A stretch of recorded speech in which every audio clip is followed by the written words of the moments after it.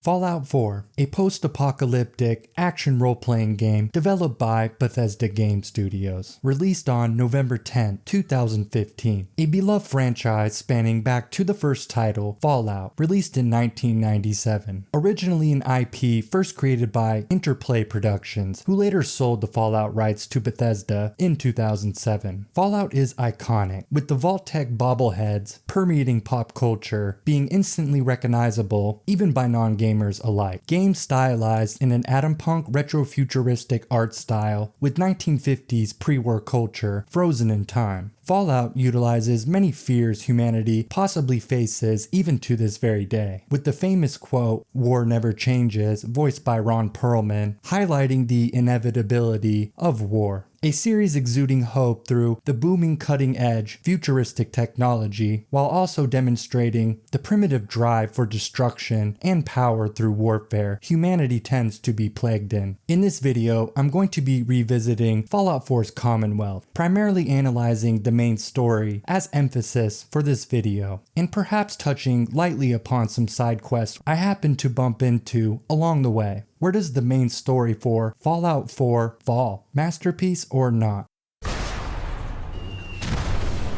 The game opens with a cutscene of exposition, laying out the backstory behind the origins of the main protagonist, you, the playable character. After the end of World War II, a turmoiled world awaited for the worst yet to come. Against expected judgments, in lieu of furthering self-destruction, the economy shifted over to peace, in the form of using atomic power as a source of limitless power, bestowing the world with much reprised peace, offering luxuries of technological advancements utilizing this energy. All things eventually come to an end, sadly, as years of overconsumption brought the world to its brink, depleting all major resources, crippling humanity, once again doomed to repeat the sins of our past. In the year of 2077, the world lay in wait for Armageddon. In Fallout lore, this is known as the Great War, collapsing society socially and in many cases literally physically. The United States now blanketed in radiation, further complicating restoration of the past, effectively turning into a wasteland. Areas not directly affected by the bombings slowly withered away due to exposure of high amounts of radiation, accelerating global warming, polluting and changing the environment, among many other consequences. Long-term radiation exposure altered the genetic makeup of certain animals, forcing them to evolve into basically sci-fi monsters. The collapse of the government set humanity into a lawless chaos. In apocalyptic setting fashion, humans themselves became monsters, turning against each other, thrust into a new era of survivalism. War never changes. Starting off in the character customization, it's pretty fleshed out, allowing you to create some pretty funny monstrosities. I named my character Derpy. Derpy is as Derpy does. In this section, you're introduced to your family, your wife Nora, son Sean, and a personal domestic model, Mr. Handy Robot, named Codsworth. Here you can experience life pre-Great War, before the bombs drop. It's seemingly a comfortable nest you've procured for yourself, with the typical white picket fence American dream lifestyle. Scattered around, such as in your bedroom, closet, you can find military fatigues for when you, the default named male character of Nate, served in the 2nd Battalion, 108th Infantry for the US Army, being a decorated war hero. The player can also discover certain things about your past, such as comical realization of how your son Sean was conceived, through having public sex with your wife Nora in a park. It's very strange, honestly, why two full-grown, seemingly responsible adults have to resort to public intercourse, but maybe it was a great day with love in the air, so who am I to judge? Not much is done here. You play with Sean as a newly self-named man Derpy gets ready for an event at the Veterans Hall in Concord. Eventually, a knock on your door reveals a Vault-Tec representative informing you, due to your past military service, you're eligible to enter a vault in case of emergency. A sort of insurance policy in the event of nuclear warfare. If Fallout 4 is your first entrance to the franchise, you don't think much of Vault-Tec. If you played any of the other titles, you know how devious Vault-Tec really is. They often employ experiments, forcing vault residents to undergo various tests, either physical or psychological, all with varying degrees of extremity. Some are relatively benign, some are downright barbaric and cruel, with these varying degrees left to chance on whatever vault you happen to find yourself in. Here you set up your character's special stats, a core feature of the Fallout games. In Fallout 4, certain stats give access to certain perks. I decided to put my points as 6 strength, 7 endurance, 4 charisma, and 8 intelligence for my character. The perk tree in Fallout 4 is much more streamlined than in 3 to some degree, and especially compared to New Vegas. I find the perk system pretty well done overall in Fallout 4. You need certain special level stats to be able to receive a perk, and a required level for that given perk, setting a form of restriction. Perks can be upgraded to different ranks, changing their functionality, oftentimes giving them more unique properties the more points you put into a perk rank. Games always have a meta. It's unescapable, yet overall, most of the special perk trees offer creative and interesting perks dependent on your character's build. Reports over the TV indicate bombs are being detonated in New York and Pennsylvania, sets in motion a sudden shift in tone, sending us off to run for the vault which we conveniently signed up for. The beginning is set up overall pretty well. It's pretty straight to the point, letting you dive right into what the game has to offer. Experiencing pre-war society in the Fallout universe is something that also fascinated me, being a relatively long fan of the series. Passing a military clearance checkpoint, people scramble all around us, attempting to receive access to Vault 111. Our access granted, we step onto a pedestal along with other families from our neighborhood, lowering us down into the vault's chambers. 2. Oh my god! Hold on! Can't this thing move faster? Oh god. Oh god. Oh god. Oh god. Upon entry into Vault 111, down a corridor, we're guided into a room full of cryogenic freezing pods. Under the deception of Vault-Tec employees, we're told these pods are for a standardized routine decontamination procedure. We willingly make our way into these pods, being cryogenically frozen to be studied on during a Vault-Tec experiment, to better understand the effects on freezing people. It's a very tame vault, considering others in the franchise's history. I'm not giving you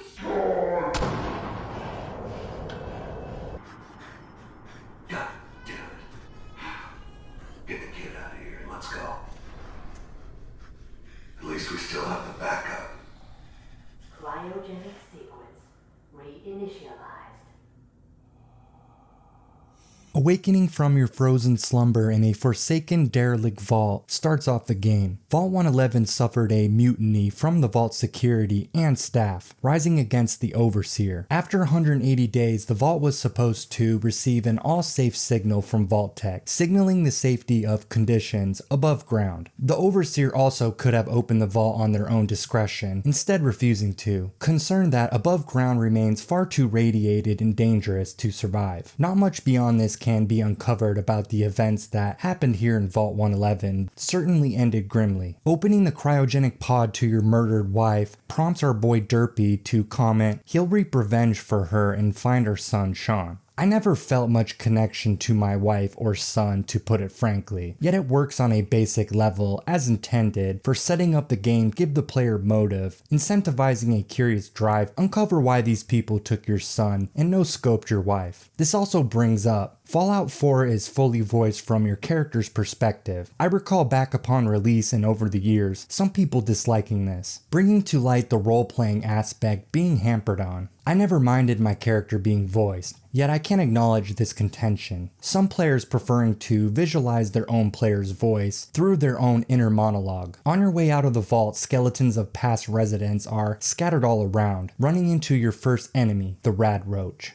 Radroaches are mutated American cockroaches evolved into great American cockroaches. Radioactive fallout blossomed them to colossus sizes. They inflict slight radiation upon being bit by one, using their wings to leap into the air with a lunge attack. Despite their increased size, Radroaches rarely, if ever, are particularly dangerous. Even higher leveled variants don't pose much of a risk. I always love Radroaches though, they are pretty iconic to the series series, presenting a cool mutated species one might expect to survive after a nuclear war. Squashing and capping the pest along the way with some of the first weapons you'll receive in game, a 10mm pistol and a security baton. Stowed away in a locked compartment is the pretty powerful freezing weapon, the Cryolator, locked behind a master lock level, eluding my character's grasp. Using the Overseer's terminal, opening a locked door, coming to the lift reach above ground, lay a Pip-Boy on a long-gone resident's wrist. This Pip-Boy will be with you for the entirety of the game, often being utilized to open and explore other various vaults laying in wait to be discovered. Manufactured by Robco Industries, the Pip-Boy was designed to be used for all vault residents. The Pip-Boy, or Personal Information Processor, in-game acts as your inventory and limb status management. It's also effectively used pause combat, giving the player a breather, whether that's apply stim packs or down some food in aid of healing oneself. Powered by an internal fission battery, specifically made robust and hardy, it's the perfect device for vault residents and wanderers alike. A very rare, exclusive device to Wastelanders. People in the Commonwealth often point out, commenting on the fact your ownership of one. Up the lift we surface to the outside world for the first time since the bombings.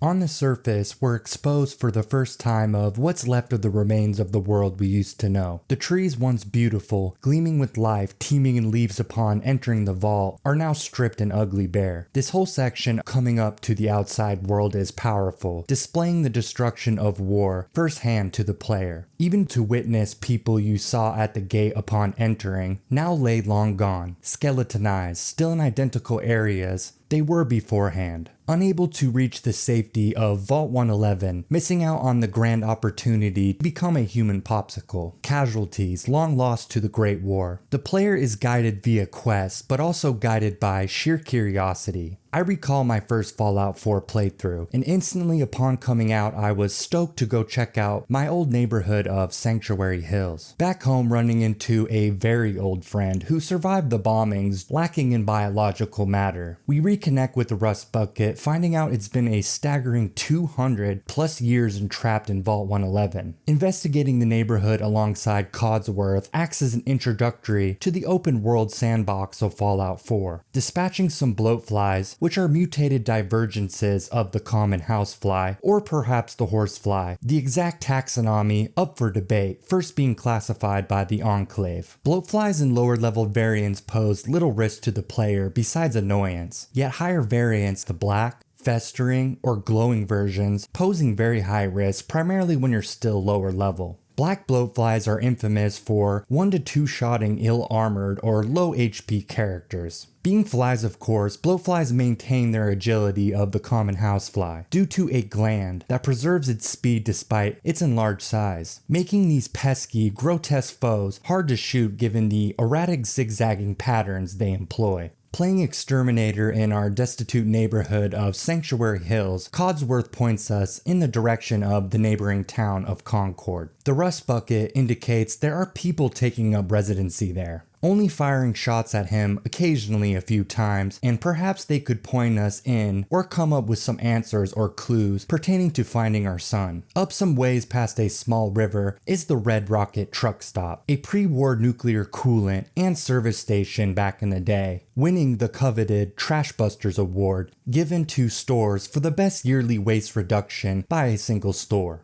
Deviously though, you can uncover the employees were using unsafe illegal dumping practices, secretly disposing of radioactive waste in a small cave beneath the store itself. The location is now inhabited by just mole rats and a potential follower companion, the good boy that is dog meat. Mole rats are another interesting product of radioactive mutations in this universe. Subterranean animals of the normal naked mole rat species evolving into much larger sizes.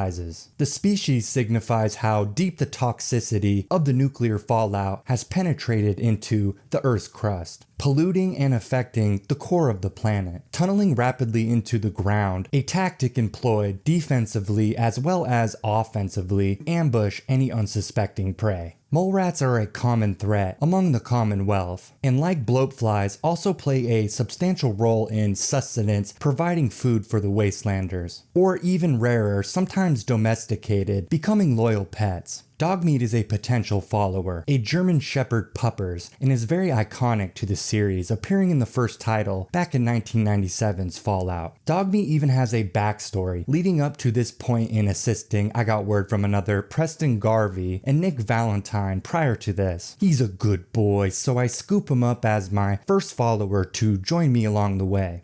This leads me to lay out how I will be going about this playthrough. I will be playing this on very hard difficulty. I usually play on survival. I will be joining up with the Brotherhood of Steel during the main quest line. Due to the large size of Fallout 4, side quests included, this video is primarily for the main quests. I will not be going over the game's DLCs, making that video at a later date. They deserve their own video. I will go about this playthrough noting whatever stands out, good or bad, covering the main factions you can join up with in-game, briefly going over all the possible faction endings at the end of this Brotherhood of Steel playthrough. This video is not primarily just based on this playthrough, having played and completed all the factions multiple times over the years since release. Coming into Concord, cracks of gunshots fill the air, leading you to the front entrance of the Museum of Freedom, a museum dedicated to honoring American soldiers that fought in several conflicts, including the American Revolution and the Fallout universe's fictional war of the Battle of Anchorage between China and the United States.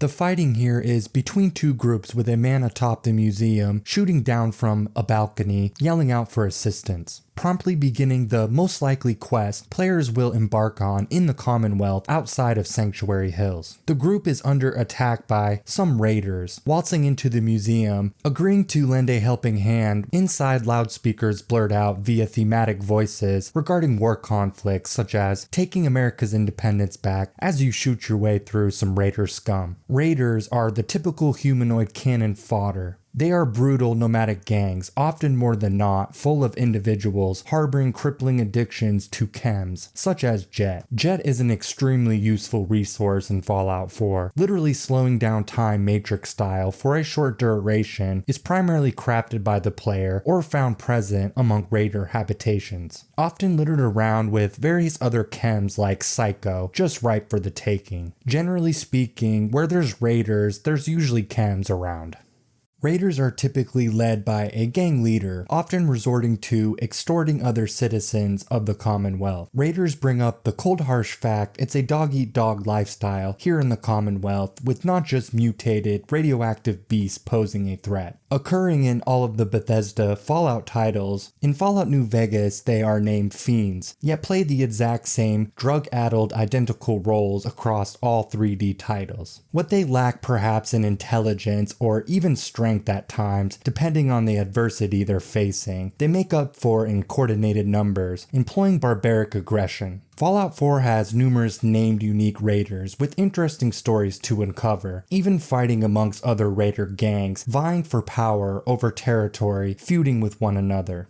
Fighting our way through, we come across the distressed group and the man sporting a fancy Rand hat that was raining laser hellfire down from atop the balcony. This group consists of, I got word from another, Preston Garvey, the leader of this band, Sturgis, a repair fixer-up kinda guy, Mama Murphy, a sightseeing elderly drug-induced clairvoyant, and June and Marcy Long, a husband-wife duo that honestly I always thought were brother and sister before making this video. This group consists of the surviving remnants of the Minutemen faction. Briefed on our mission at hand, they are attempting to access the museum's roof to gain access to a crashed pre-war vertibird helicopter that sit perched upon with a perfectly good suit of military-issued T-45 power armor, requiring a fission battery, which you can find downstairs in the museum. Yet I already grabbed one, underneath the Red Rocket truck stop's radioactive dumping cave, beforehand, effectively bypassing this.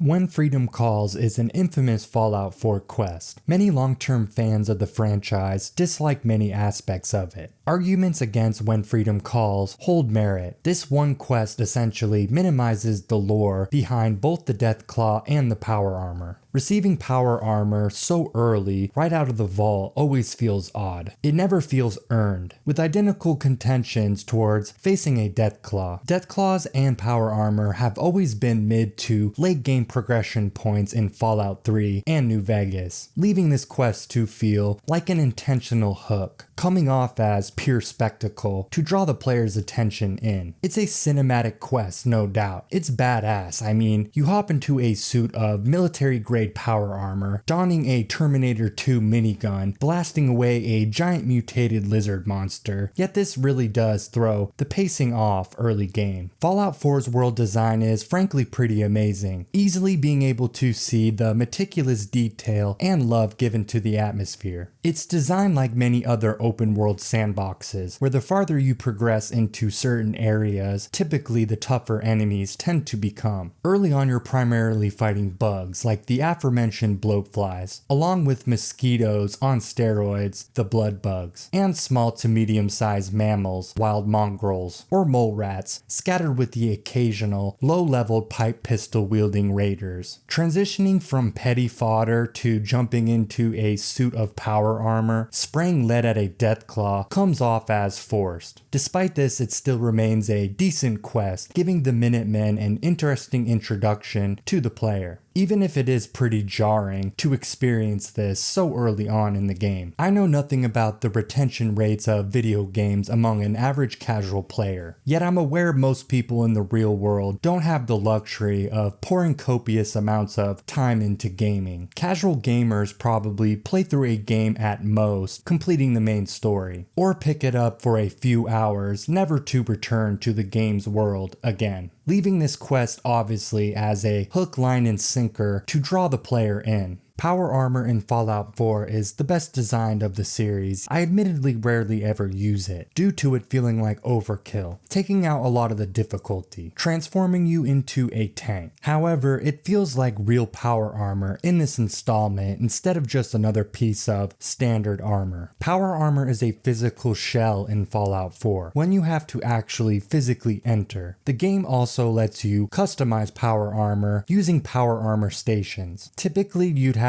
to acquire power armor training in previous titles, allowing the player to even be able to wield it properly in the first place. Yet in Fallout 4, you're just silver spoon-fed it. Deathclaws are iconic to this series, representing some of, if not the most dangerous creatures you'll face in the waste, representing death incarnate. Deathclaws were first engineered by the US government before the Great War, initially as a form of non-human super soldiers to prevent the loss of human life, employing them in warfare applications, as Deathclaws are fully capable of wreaking death on enemies in close quarter combat or in search and destroy missions. Marketed as a viable, cheap, economic alternative to sending soldiers to their possible deaths. In spite of this, no evidence exists in game lore, that I'm aware of at least, that they were ever actually deployed or utilized on the battlefield as originally intended. Deathclaws were created by mutating Jackson chameleons, among other various animal species, creating a formidable, obligate, carnivorous apex predator, escaping captivity in the aftermath of the Great War. Deathclaws are extremely territorial, pack animals, forming deep social bonds. In Fallout 4, pack behavior isn't commonly seen as in 3 or New Vegas, possibly owing to their preconditioned larger size creating certain technical limitations, if I'd have to take a guess. Finally slaying the draconian beast using buildings as coverage to evade the Deathclaw's deathly claws, we come out the victor, returning to a much contented, I got word from another, Garvey. In the midst of this, Mama Murphy, probably high as shit on some jet or something, drops some wisdom on us. Before you leave, kid, a word about the journey you're about to start on, 'cause I seen your destiny. It's all right, Preston. Not everyone understands the sight. But I don't need you to believe.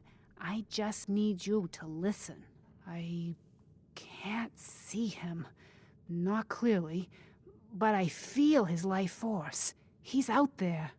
And even I don't need the sight to tell you where you should start looking.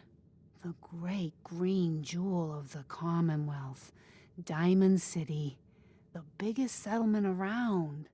Departing the Museum of Freedom, I bump into my first encounter with a synth. Failing an extortion check attempt on him, the devil comes out of me, busting a cap into poor Timothy. Synths are the boogeyman of the Commonwealth. The name synth is shortened from the term synthetic humanoid. Synths are created by the Institute, forged in their laboratories. The enigma behind the Institute infects all around, with no one actually aware of their exact location or motives, adding fuel to the synth ghost stories among wastelanders in the Commonwealth. Synths come in various different generations or models, with Generation 1 and 2 being basic machines following simplistic AI programming. Generation 3 models, however, are indistinguishable from normal humans made of bioorganic matter. This invokes paranoia and fear amongst the populace. The Institute is also one of the 4 main joinable factions in Fallout 4. Intrigue swirling around the mystery of just who this faction is sparks curiosity in the player directly out of the vault. As the game goes along, you uncover more about them being an integral part of the game's main story. The Drumlin Diner, upon the player's first time approaching, you overhear 2 parties disputing over some matter. The diner is owned by Trudy, who converted this pre-war structure into a fully functioning shop for travelers to stop and stock up on needed supplies, for caps of course. Confrontation, presented in typical Bethesda fashion, giving the player multiple choice paths to side with whoever they see fit. It turns out that Trudy's son, Patrick, became addicted to Jet, and in doing so got in over his head, being unable to pay for his addiction. In lieu of this, the chem dealer, a man named Wolfgang, is attempting to collect payment from Trudy. If the player sides with Trudy, you have to either intimidate Wolfgang into leaving or kill him. If you side with Wolfgang, you can either intimidate Trudy into paying or kill her. Either way, depending on your actions, either Trudy or Wolfgang will become permanent merchants, or if the threat and intimidation is both subsequently executed successfully, both will become merchants. A failed intimidation attempt decides fate for me. A gunfight inevitably breaks out, eventually coming out on top victorious. Merchants provide the player with resources and bottle caps, caps being the currency in the Commonwealth. Merchants can be utilized for selling unwanted wares. Merchants across the waste also sell unique weapons and armors, albeit at a pretty steep cost depending on your perks and special stats. Charisma offers perks to reduce vendor prices or even increase available caps in vendor stocks. There is some really useful unique weapons, such as the iconic spray and pray submachine gun, and one of my personal favorites, a shoddy with plenty of spread named Justice, sold in the town of Covenant. This formula of Fallout's quest design is the core of what's so beloved about these games, and in general the RP genre as a whole. Interweaving paths dependent on the player's choice, your choices having a substantial impact on the outcome of a quest. Arguably, this is what is lacking the most in Fallout 4, RPG elements. Yet the game isn't completely devoid of this element, as demonstrated in this quest, among some others. The settlement system in Fallout 4 is very addicting and fun, with the allure of customizing your dwellings for hours upon hours being very easy to do. Yet it's over demanding. The constant requirement to keep your settlers happy turns overzealous at times. During quests, you're sometimes required to use this system, but otherwise, if you so choose, can completely be ignored. I usually spruce up Sanctuary Hills a bit, providing water and food, creating a nest of a home base for myself, then calling it good on settlements thereafter. In order to progress through the Minutemen quest line, you have to help settlements around the Commonwealth. In doing so, recruiting them to join up with the Minutemen. The quests are usually randomized settlements, yet the first is always 10 Pines Bluff or the Oberlin Station. 10 Pines Bluff consists of a shack and a small working farm inhabited by 2 settlers just striving to get by. The settlers are being extorted for resources, with the ever constant threat of violence by a local raider gang. The player is then tasked to deal with them.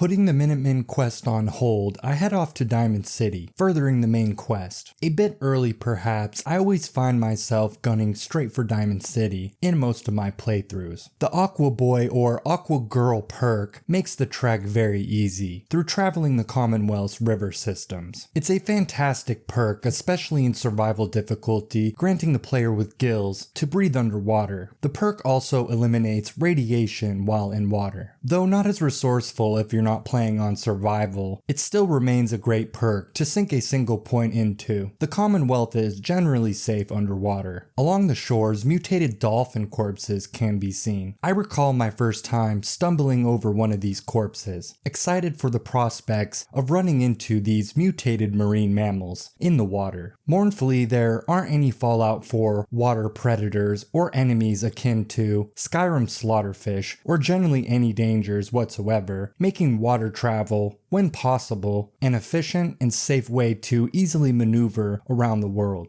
Reaching Diamond City for the first time, the city gates are shut and closed off. A distraught woman named Piper argues with a man over an intercom named Danny Sullivan. Danny vehemently refusing to let Piper in on orders of the mayor of Diamond City, Mayor McDonough. The drama stemming from an article she published, the mayor claiming is nothing more than fabricated lies stirring up the public. From the mayor's perspective, right from the get-go, upon first coming into Diamond City, you see a perspective shift of a cultural shock in contrast to many other areas of the Commonwealth. The world in a state of disarray for hundreds of years, humanity has of course reverted back to survivalism, ridding the necessity or opportunity for even basic general education. Yet here in Diamond City, Piper Wright is a reporter for the local newspaper, The Public Occurrences. Most wastelanders lack even basic literacy, the vast populace being completely illiterate. Piper concocts a ruse, deceiving Danny, feigning my identity as an outside trader from the town of Quincy, in possession of a surplus of supplies as an incentive to let us through. Seemingly effective, Danny opens the gate, allowing our entry for the first time into the city, the great green jewel of the Commonwealth. Greeted by the mayor himself, infuriated about Piper getting through the gates, pinning us between two feuding individuals. Despite what you choose to say, Fallout 4's dialogue, broadly speaking, lacking in having any impact. All choices, more times than not, leading to roughly the same outcome. A massive critique of the game, harkening back the lack of RPG elements I lightly touched upon. All this regarding the press in general touches on the importance of the press in a society, playing a vital role.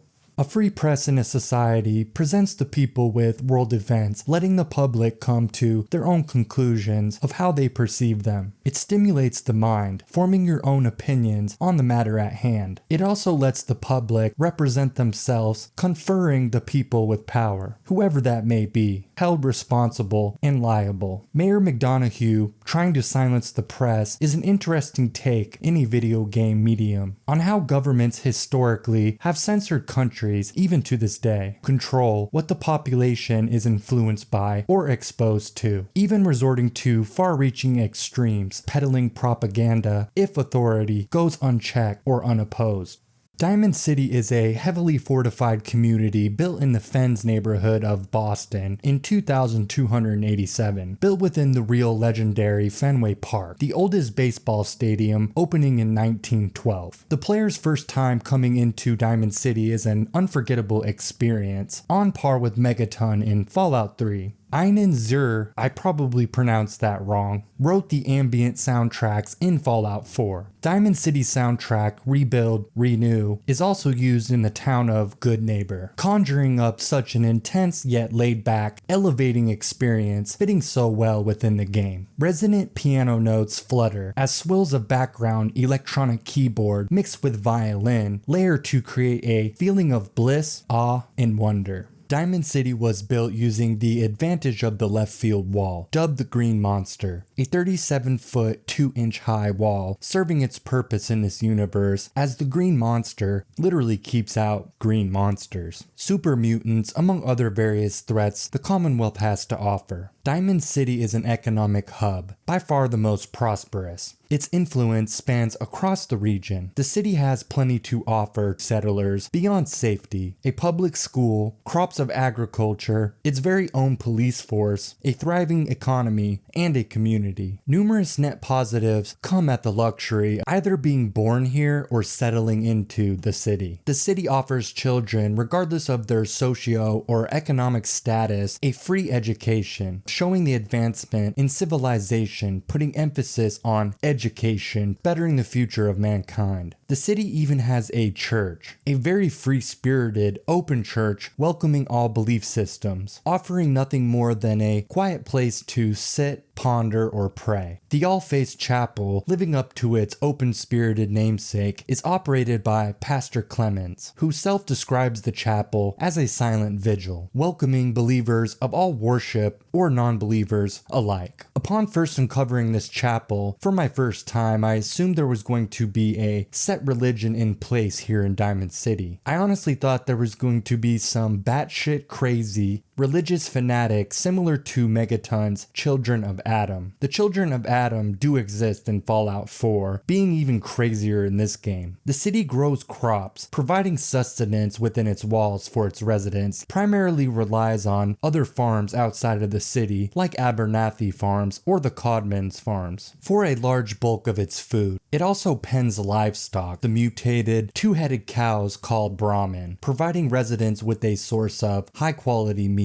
Paranoia brews within residents here. Fear festers, stricken deep into the psyche, all the same as everywhere else regarding synths in the Institute. The Institute tactically places Gen 3 synths to replace humans, using them as a form of espionage. Gen 3 models indistinguishable from normal humans ferment this fear anyone being a possible synth in secrecy. This fear can be seen on full display encountering a man in the marketplace named Kyle, accusing his brother being a synth at gunpoint, ending with Kyle refusing to disarm. Therefore is fatally shot down by Diamond City security, leaving his brother Riley to mourn. Diamond City is far from perfect though. It's divided into social classes. Affluent wealthy residents, smug egomaniacs naive to the woes of the lower class, or the people suffering outside the city's walls, struggling to survive. The upper stands are where the rich and powerful tend to hang out, taking up residency, while the common folk live in the lower fields. It's a compelling way to devise environmental storytelling, adding realism, liven up the city, showing the social classes visually through the structure of the city itself. Diamond City is flush to a cast of colorful characters you immediately experience upon entering the marketplace in the center of the city. The market offers a variety of stores in the city's booming commerce. Mo Cronin runs a custom Swatters baseball bat store, fitting the theme of a legendary baseball stadium. Comically, Mo has a warped view on the concepts of what the sport even entailed back in the day. Mo believes baseball was a gladiator death match, the teams armed with modified baseball bats fighting to the death. Mo believed baseball gloves were used to absorb bullets, and baseball cards tracked a player's death count. Mo Cronin offers melee weapons like bats of course, and uniquely a 100 count shipments of wood, useful as a building material, customizing or reinforcing your settlements. Mo also fittingly sells the unique Rockville Slugger melee weapon baseball bat. Arturio Rodriguez operates Commonwealth weaponry. As stated, most merchants sell unique items, granting unique mods. Arturio sells the unique Fat Man, dubbed the Big Boy, and a custom laser pistol, Old Faithful.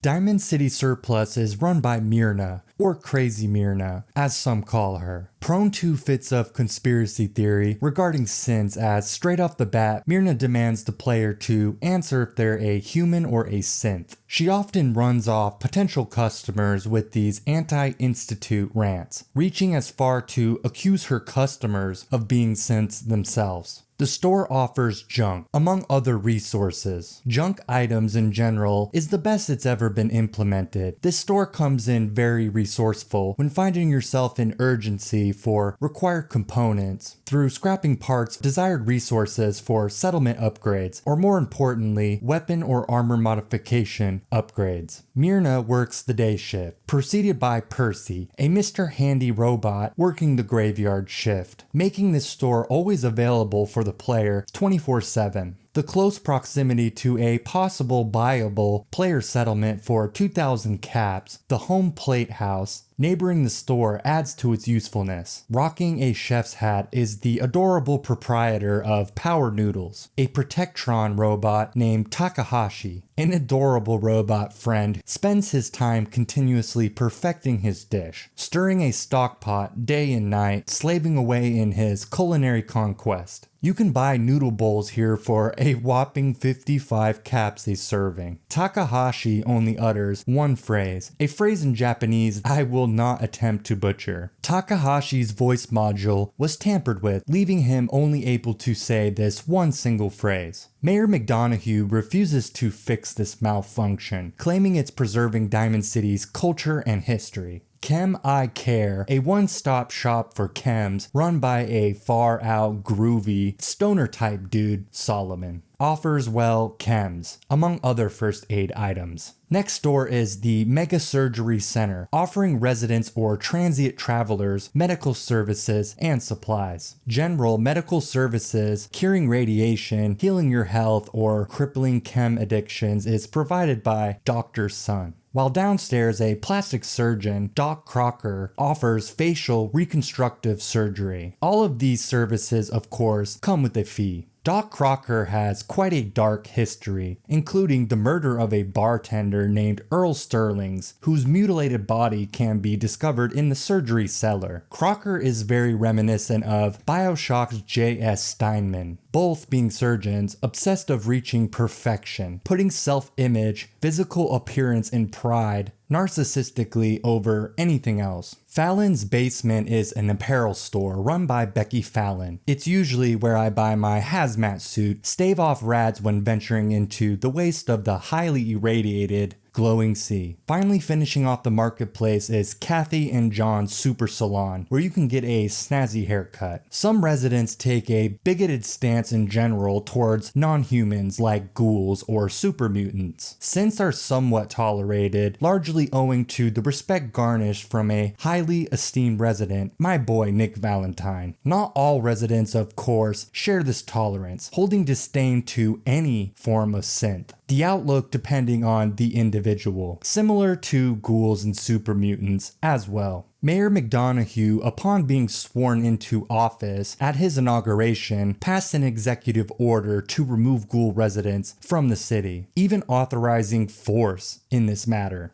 McDonough claims he harbors no ill will towards ghouls personally, stating it was strong-willed in by the voters, largely voted in favor by the rich upper stands residents. McDonough is actually a synth, named M762, precisely an Institute agent spy at that, desiring his own motives to advance in the ranks of the Institute on the hope of becoming a courser one day. He was sent to infiltrate Diamond City on a reconnaissance. The Institute now mans an agent at the reins of the Commonwealth's largest, most influential city. Fear-mongering anti-synth sentiment shared by a large swath engages in hysteria, directed at synths, replacing people in secrecy, all while the real human McDonough was abducted then replaced with M762, the city now literally being led by one complete irony. Entering Valentine's detective agency, a forlorn woman mournfully goes through various items pertaining to someone being missing. My boy Nick Valentine, it's honestly endearing. I always found Ellie Perkins to be a compelling character for the relatively minor role she plays in the game. Ellie is the secretary of Nick Valentine, sticking by his side through thick and thin. Ellie grew up in the near town of Goodneighbor, giving her a knack in reading people due to her upbringing belonging using street smarts. Ellie remarks we're too late as the office is being closed in lieu of Nick's absence. Detective Derpy, on the case, prods a bit for any possible clues, playing detective ourselves, on the possible whereabouts of Nick. Ellie relays Nick was working on a case involving a gang leader, Skinny Malone. The gang is suspected of kidnapping a young woman. Nick tracked the gang down to the Park Street station area, using an old vault as a base of operations for their gang activity. Nick vanishing obviously lends suspicion to the gang, yet the Commonwealth is a dangerous place, anything being possible. Regardless, Derpy demands answers regarding our son, agreeing to search for Nick, starting the quest, Unlikely Valentine. Traversing into the Boston Commons, the unique behemoth super mutant named Swan nearly ended my existence, proccing my nerd rage perk in a clutch opportune time enter Park Street Station. An old subway station at some point was taken over ownership of by Vault-Tec pre-war. Vault-Tec used the subway as an entrance to their, at the time, newly built Project Vault 114. The vault, however, was never completely finished, as Vault-Tec intended. It's a pretty intriguing vault with plenty of humor in the backstory regarding the experiments undergone on the residents here. Vault-Tec touted and marketed Vault 114 as an exclusively affluent, upper-class residence vault, a vault of luxury in the case of course, nuclear fallout. Vault-Tec, more often than not, used this as an experiment, forcing upper-class and normal Joes live amongst each other. The best part of this vault by far you can uncover, Vault-Tec purposefully elected an anti-authority government conspiracy theorist to run the vault as position of overseer, a man awesomely named Soup Can Henry, who ate Abraxo cleaner merely because the label says not to, went off in tangents regarding the government, refused to give Vault-Tec his real name upon being interviewed, and would not wear pants or a tie if given the position of overseer. It's a mild social experiment, but the thought of a bunch of rich fuddy-duddies living in a vault underground run by a highly likely mentally ill paranoid man named Soup Can Henry is simply amazing. The whole subway and vault area are now under ownership of Skinny Malone's gang, the Triggermen, a generic gang that was run out into the fringes of society, residing primarily in Goodneighbor. Equipped with submachine guns, wearing fancy suits, topped out in stylish fedoras, loosely based off old Chicago mobsters, yet are honestly pretty devastating if you come ill-prepared on higher difficulties and lower leveled like I was. Although run-of-the-mill lore pertaining to the Triggermen is relatively vast, hinting they are made up of subsets of gangs around the Commonwealth, even working alongside local raider gangs in some areas. Some still reside in Goodneighbor. There is various leaders and unique named Triggermen around the Commonwealth found in locations like East City Downs, Ford Leaf Fish Packing Plant, the aforementioned, of course, Goodneighbor, and so on. Fighting through trigger-happy Triggermen, you finally come to the entrance of Vault 114. Utilizing your Pip-Boy, accessing the sealed-off vault. Therein lies more gangsters requiring more firepower, blasting away to your heart's content. Descending deeper into the vault, you come across a lone gangster fittingly named Dino, guarding the Overseer's office doors. Inside, an imprisoned Nick Valentine pleads out for help in regards to getting the hell out of here.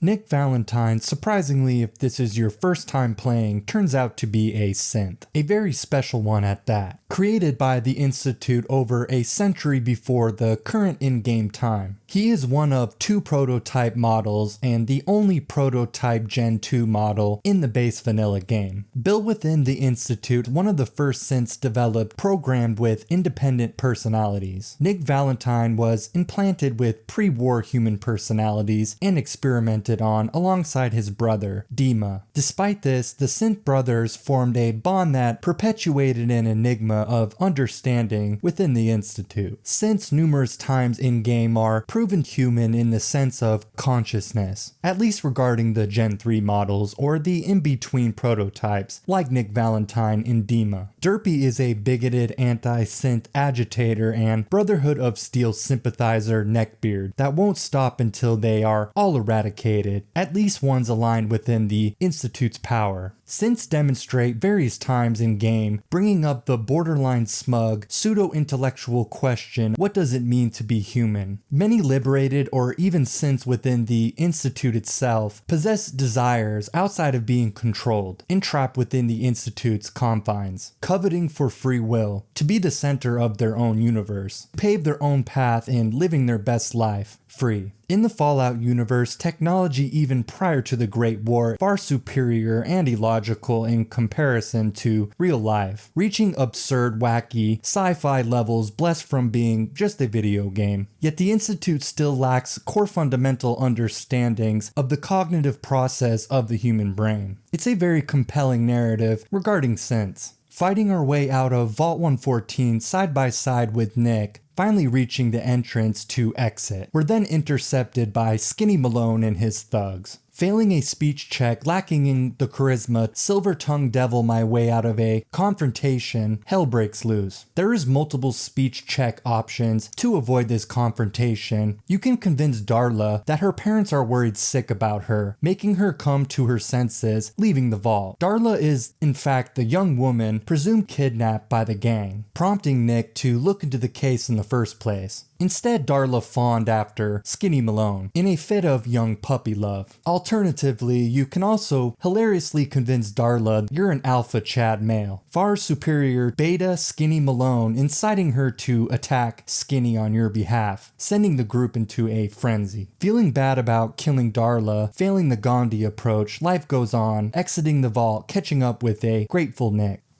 Thanks for getting me out. How did you know where to find me anyway? Not many people knew where I went. Your secretary, Ellie. She sent me. She did? I should give her a raise. Now, you mentioned something about a missing person. No trace of where they've gone. I want you to come to my office in Diamond City. Give me all the details. Besides, I think you've earned a chance to sit down and clear your head. Returning Nick safely, an extremely grateful secretary, Nick and Ellie genuinely care for each other. Ellie hardly even views Nick as a synth anymore at this point, viewing him as just another person. Keeping true to his word, Nick inquires regarding my son's disappearance, sitting down one-on-one, interview style with Nick, providing him with any deets in assisting the investigation. Eventually, the conversation comes around the revelation involving the possible kidnappers. A scar on the man's left eye and a bald head, ponders Nick mentioned the name Kellogg. It's kind of preposterous how a bald head and a scar immediately points toward a man-specific identity. A vague description probably can match up with numerous people, yet Kellogg is known around the Commonwealth as a feared ruthless mercenary, with his actual employer remaining a mystery. To the intrigue of our character, Kellogg purchased property alongside a young boy, presumably being the Guardian.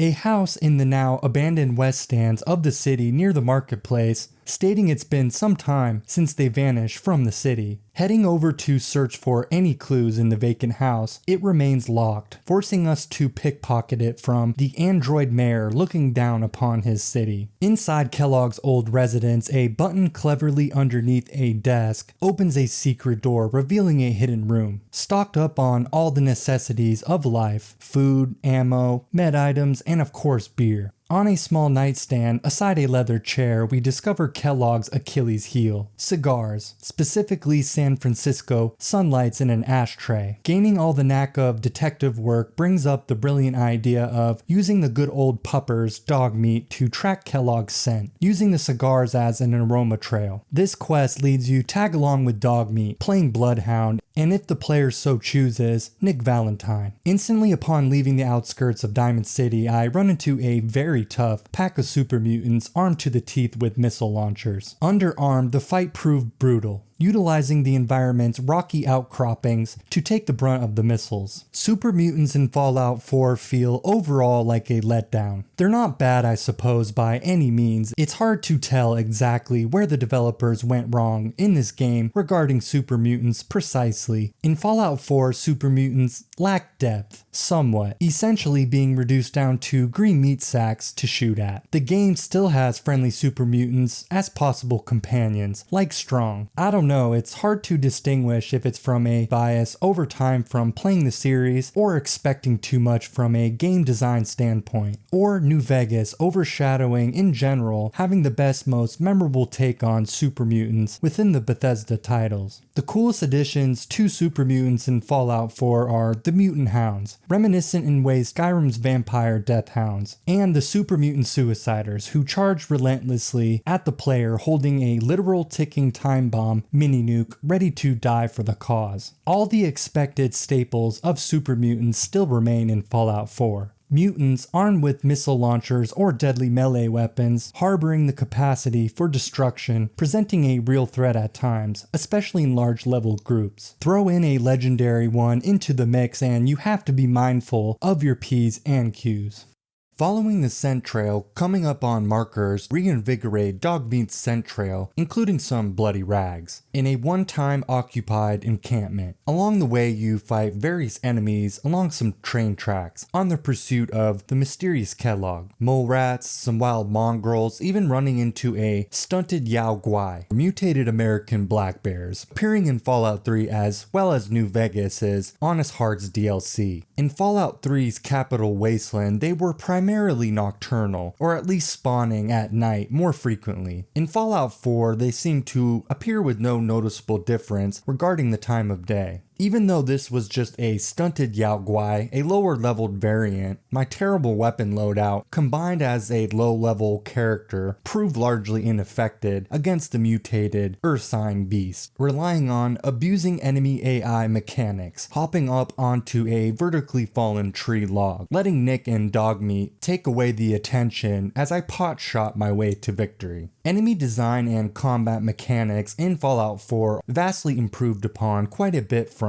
previous titles. They break away from the simplistic one-tone sprint at or shoot at characteristic the previous 3D titles, breathing life into Fallout 4 from a combat perspective. Gaming in general exploded in popularity, causing the industry to make massive leaps in terms of progression even from 2015 to now. The developers of Fallout 4 made every enemy unique in their own right, giving special combat mechanics, making them stand out in-game. AI in Fallout 4, in my opinion, which I'm sure many disagree on, is just fine. It's not crazy or anything. Human enemies will flank or take cover, shooting over said cover. At times, they lack intelligence, akin to other Bethesda open world titles, like getting stuck on terrains, humanoids not reading combat situations exceptionally well, and so on. If enemy AI reaches absurdly stupid, laser point precision accuracy,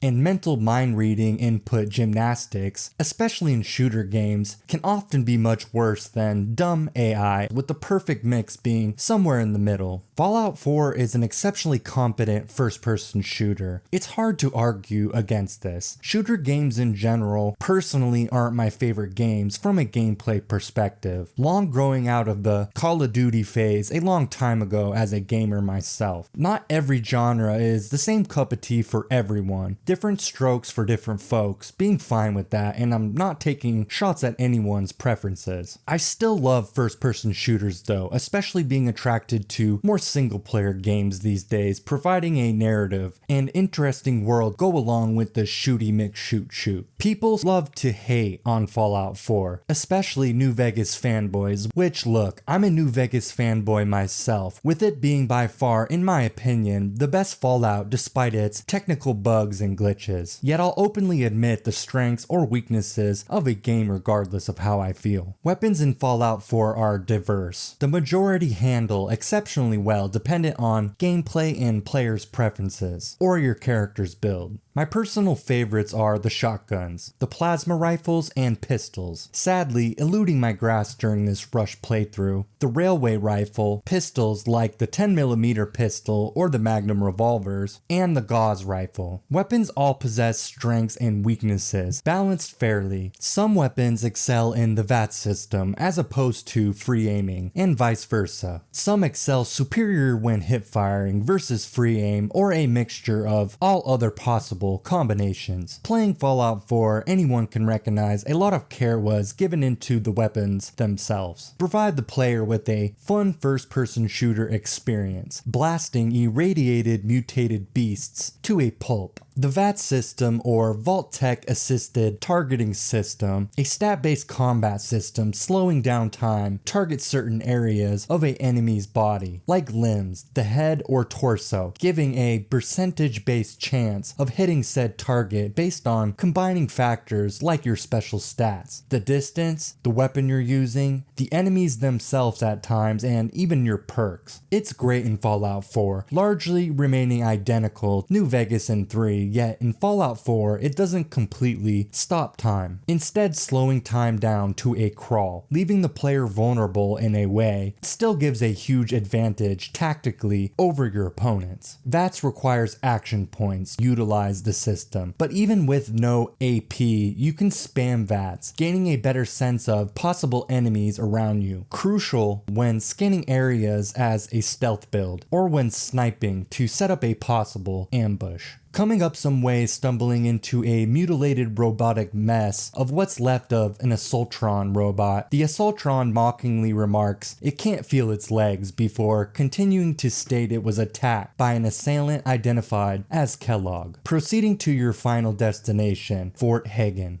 The fort's exterior is defensively guarded via mounted gun turrets on the roof. The interior is populated by Gen 1 synth patrols. It's pretty brutal, honestly. This quest scales based on your character's level. Synths in general use energy weapons providing large amounts of fusion cells. Fighting your way through heavy synth resistance, unless you're spamming an energy weapon, nets the player copious fusion cells. This quest alludes to the faction Conrad Kellogg aligns with, the Institute. It's straightforward, blasting your way through various synths all while Kellogg taunts you over an intercom system, finally coming face to face with your son's kidnapper. Kellogg is employed by the Institute, a prime surface operative, garnishing a reputation employing relentless brutality in order to get any job done. Kellogg is aged 108 years old, owing to the cybernetic augmentations increasing his lifespan, slowing aging, looking more around mid-50s. Kellogg has an interesting backstory, prior to his employment with the Institute, touched upon later in the main quest. The fight itself is pretty cool. He comes equipped with his signature pistol, a Magnum revolver. Using a stealth boy, Kellogg utilizes cover around desks, frequently chucking grenades, proving to be no pushover. At this point in the game usually, I go steal the Fat Man beforehand in Good Neighbor from the Assaultron merchant Cleo, blowing Kellogg up to smithereens. I didn't have access to a Fat Man or even a missile launcher at this point, engaging in a drawn out firefight, relying heavily on being a jet junkie for the slow-mo. Kellogg's AI is pretty smart, chase the player down if you proceed to run out of the initial room, identifying the player's actions to some degree, keeping the pressure on the fight itself. Upon his defeat, Kellogg's loot entails the unique Kellogg's pistol, using 44 round ammo. Honestly, it's a great weapon, increasing in damage by the agility perk Gunslinger pretty significant numbers. Kellogg's armor, a tattered leather jacket and slacks, a single stealth boy, some frag grenades, his brain augmenter, and his password, accessing a terminal, providing more information, finding out the Institute masterminded your infant son's kidnapping. Nick brings up Piper may provide useful information regarding the Institute. Ultimately, this is pointless though, as she offers little to nothing, yet is the next stage of the quest regardless. Nick has no memory of his life prior in the Institute, due to the limited capacity of his prototype brain. Nick awoken in some rubble, now identifying as a pre-war police officer, of course named Nick Valentine. A new personality uploaded moments prior to escaping, along with his brother Dima. In a fit of hysteria compounded by the confusion of coming to 200 years later in the future, Nick attacked his brother Dima, forcing his hand to knock out the confused Nick. Prodding Nick in various sarcastic insults throughout the game regarding his synth background all provides nothing having no recollection of his past life. Letting Piper in on the action regarding the case hammers home no one in the Commonwealth is aware of the Institute's home base of operation. Kellogg's head popping like a grape cuts the talking route short, presumably, until the prospect of using Kellogg's cybernetic brain chip at a location residing in the town of Goodneighbor, the Memory Den. The den is run by Irma and Dr. Amari. Machines called memory loungers are capable of reliving past memories from oneself or even from other people, a service provided ironically recreationally. It's an intriguing setup for a quest, far out there in terms of science fiction, nothing abnormal out of the liberties within the Fallout universe.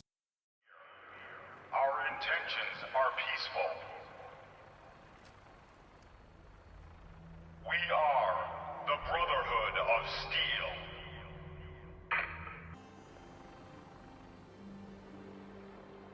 Goodneighbor immediately sets the tone of where you are in the world, confronted by a man named Finn, attempting extortion, proceeding to threaten you for what he calls insurance. Finn is interrupted by a colonial stylized ghoul wearing a crimson frock coat, fitted in a tricorn hat. Hancock is the mayor of Goodneighbor, an awesome dichotomy against his once upon a time brother, Mayor McDonough. Hancock stands up for you, resenting the extortion perpetuated from Finn on a newcomer into the town. Finn claims Hancock has grown soft. It's the likely tipping point from Hancock's point of view. Taking no shit or disrespect remains common amongst criminal types. Brushing something like that off is perceived as weak.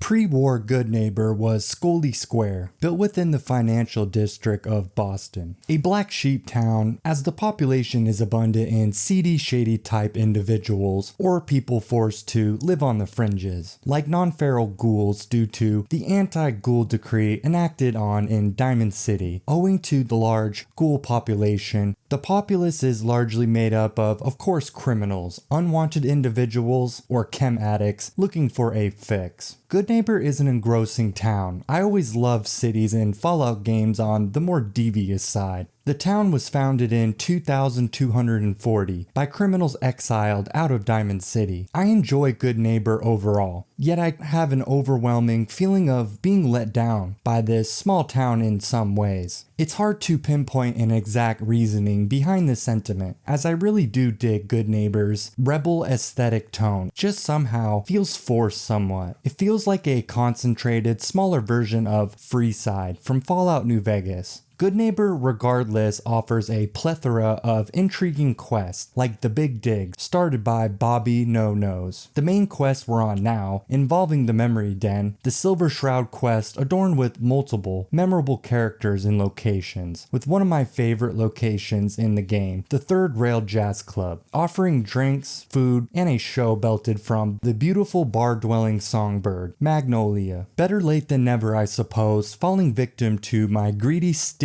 klepto fingers, snagging up Cleo's fat man free of charge. Before heading to the Memory Den, I bust a groove down in the third rail, meeting a familiar face of fan service in the back room VIP lounge. Robert McCready, once mayor of the exclusive children-only town Little Lamplight from Fallout 3, McCready is now a former gunner turned independent mercenary up for hire to anyone offering caps. Currently 22 years old, residing in Goodneighbor, he broke ties with the gunner from realizing his morals conflict with the gunner's morals, promising his young son Duncan he would change his life for the better, even swearing off, well, swearing, contrasted to his potty-mouthed brat youth encountered in Fallout 3. McCready has a pretty detailed backstory prior to this, had a whole paragraph written about, but I'm going to save it for side quests and characters in another video. But it's always cool to see a continuation of a character's story in another title.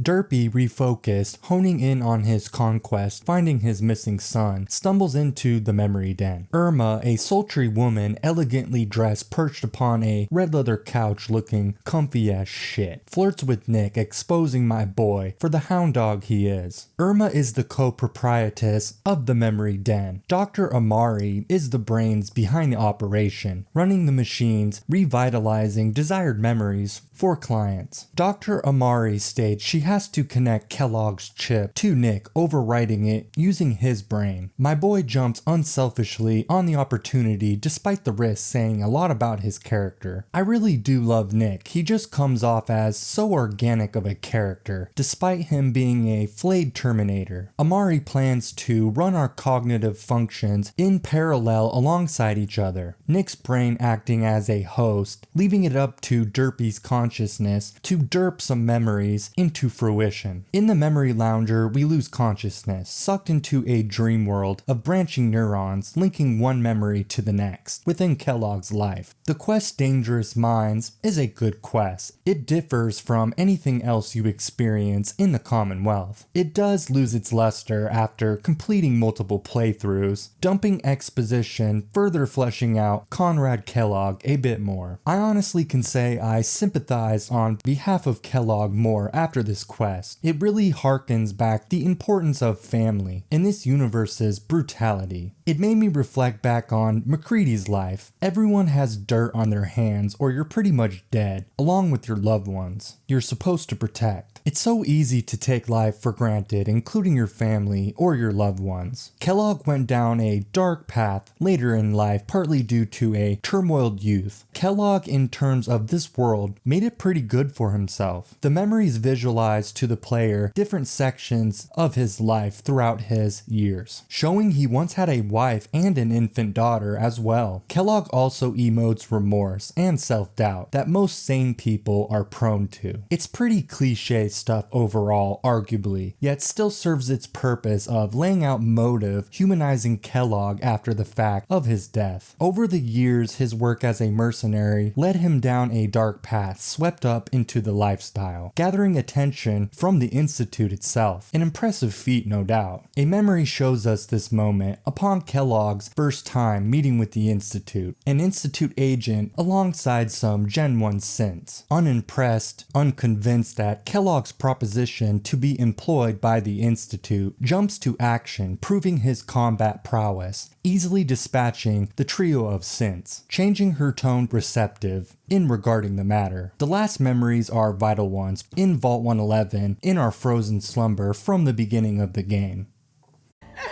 I'm not giving you The final link fires on all cylinders, showing Kellogg in the house back in Diamond City in the West Stands district. Our son Sean in tow. Entering the property is a synth courser, looking like he just came fresh out of a Matrix Reloaded casting call. Coursers are the elite, the cream of the crop in terms of warfare applications, designed for tracking down escaped synths on the surface or any other dangerous mission. The courser briefs Kellogg on a new mission at hand, the elimination of a top leading scientist that fled the Institute suspected of hiding in the desolate, highly irradiated glowing sea. The courser takes Sean back to the Institute, exposing the mechanic behind this, some form of relay molecular technology using teleportation to enter the Institute's home base. Slow movements, okay? I don't know what kind of side effects the procedure might have had. No one's ever done this before. How do you feel?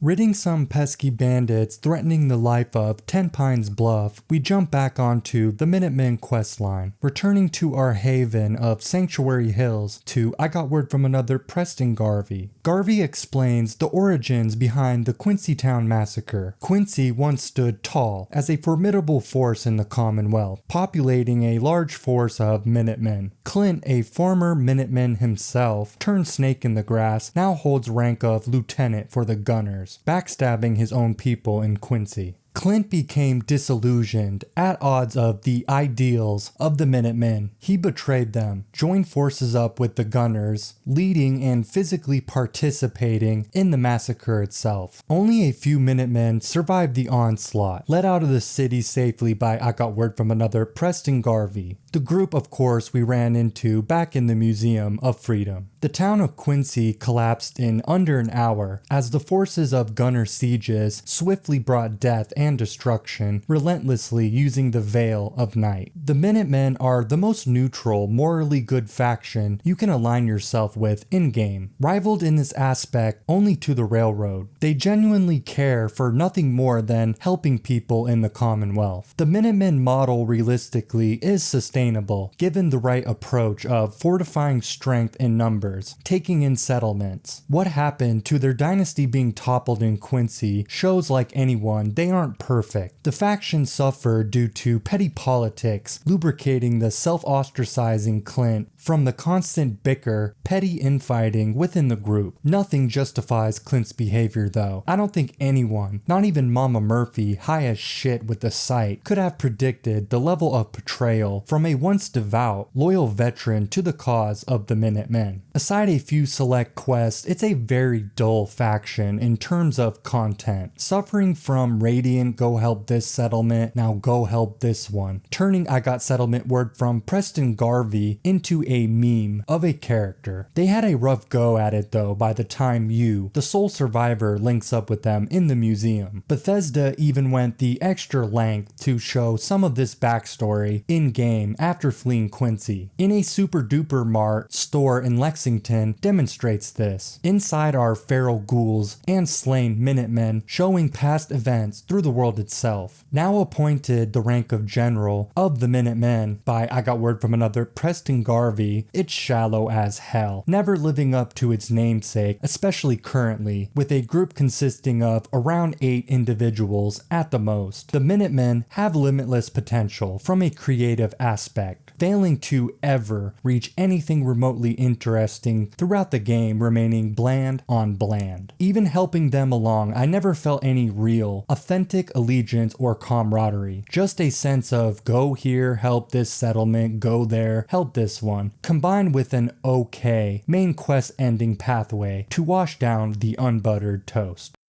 I debated discussing the town of Covenant. It's off track from the main factions or quests, deciding I'll go over this town due to my purchase of the shoddy, granting me plenty of spread. Covenant instantly reminds me of the cannibalistic town of Andale from Fallout 3, yet with an opposite aesthetic. Contrary to the rundown Andale, Covenant is oddly pristine, resembling identically to a pre-war suburban neighborhood, invoking flashbacks in Derpy, longing for the good old days. The towns of Andale and Covenant mirror each other impeccably. Each stand out bizarrely given the rest of the surroundings, oozing an eerie, uncomfortable feeling as the residents present themselves in a creepy, extremely weird, nice, how do you do kind of vibe. The town is very small, defensively walled off, armed with turrets perched atop the walled-in perimeters, defending the settlement. 9 residents live inside Covenant's walls, along with some kitty cats, even a unique putty tat named Dora, and a Mr. Handy robot merrily passing out his famous Deezer's Lemonade, a very intriguing location. Covenant is approachable in multiple ways, giving the player choice or chance, depending how you come across it. The entrance of Covenant is scanned by a watchman, rocking a black leather jacket, chilling in a patio chair. Swanson administers Covenant's self-test, a required personality questionnaire to gain entry into the village. The test hypothetically is supposed to reveal the identity of possible humans or synths. The 4th question asks your preferred position if you played baseball. Answering catcher casts a shadow of suspicion, alluding to secretly being a synth. The test is highly flawed, proven ineffective ineffective due to false positives, caused by the nature of chance, like all multiple questions. The safe test was devised by Dr. Rosalind Chambers, dedicating her life finding a reliable way to accurately identify synths apart from humans based in psychology. Differing ways to approach Covenant, either wandering into the town for the first time, granted access, of course, passing the safe test, which you can't ever fail the safe test as the player. Upon entry, you're approached by a caravan master, Honest Dan. Dan was hired by someone named Old Man Stockton to investigate a caravan that vanished passing through near the town. Among the missing caravan was Stockton's young daughter, Amelia. Honest Dan came to the small settlement trying and find any info regarding the missing caravan. Residents, however, claim it never even passed through at all. Dan beckons the player, stating he feels something is off with the town and residents in general. Dan offers splitting the reward to the player paid out by Stockton if you agree to lend a helping hand in the matter, giving the player a paper note regarding the caravan's crew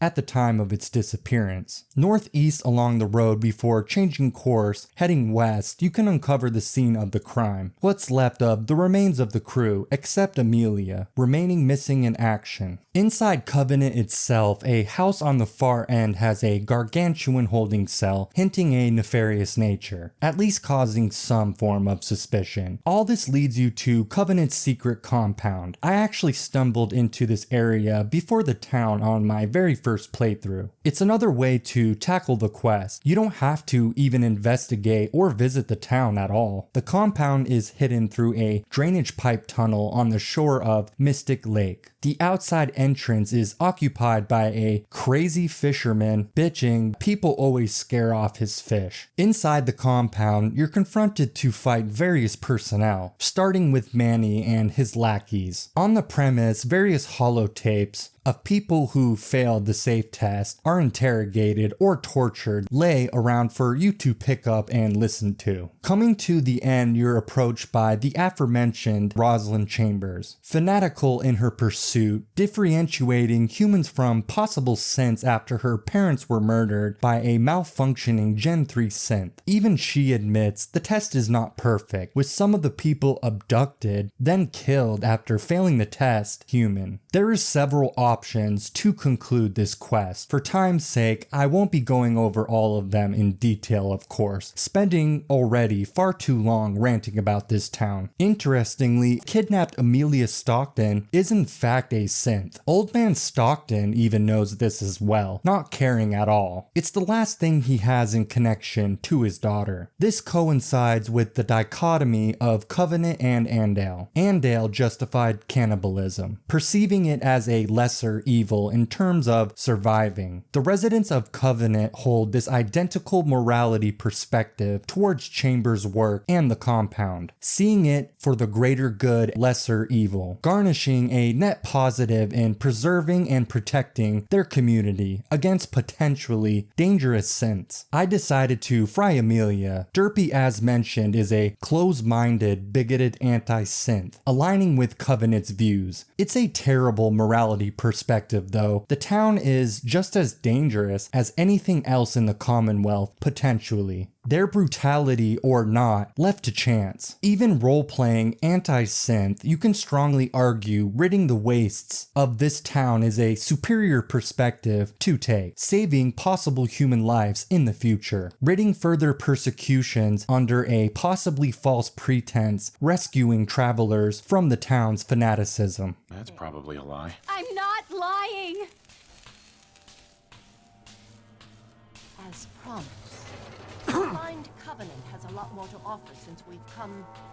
Getting plenty of spread, purchasing justice, derpy derps on, living to derp another day.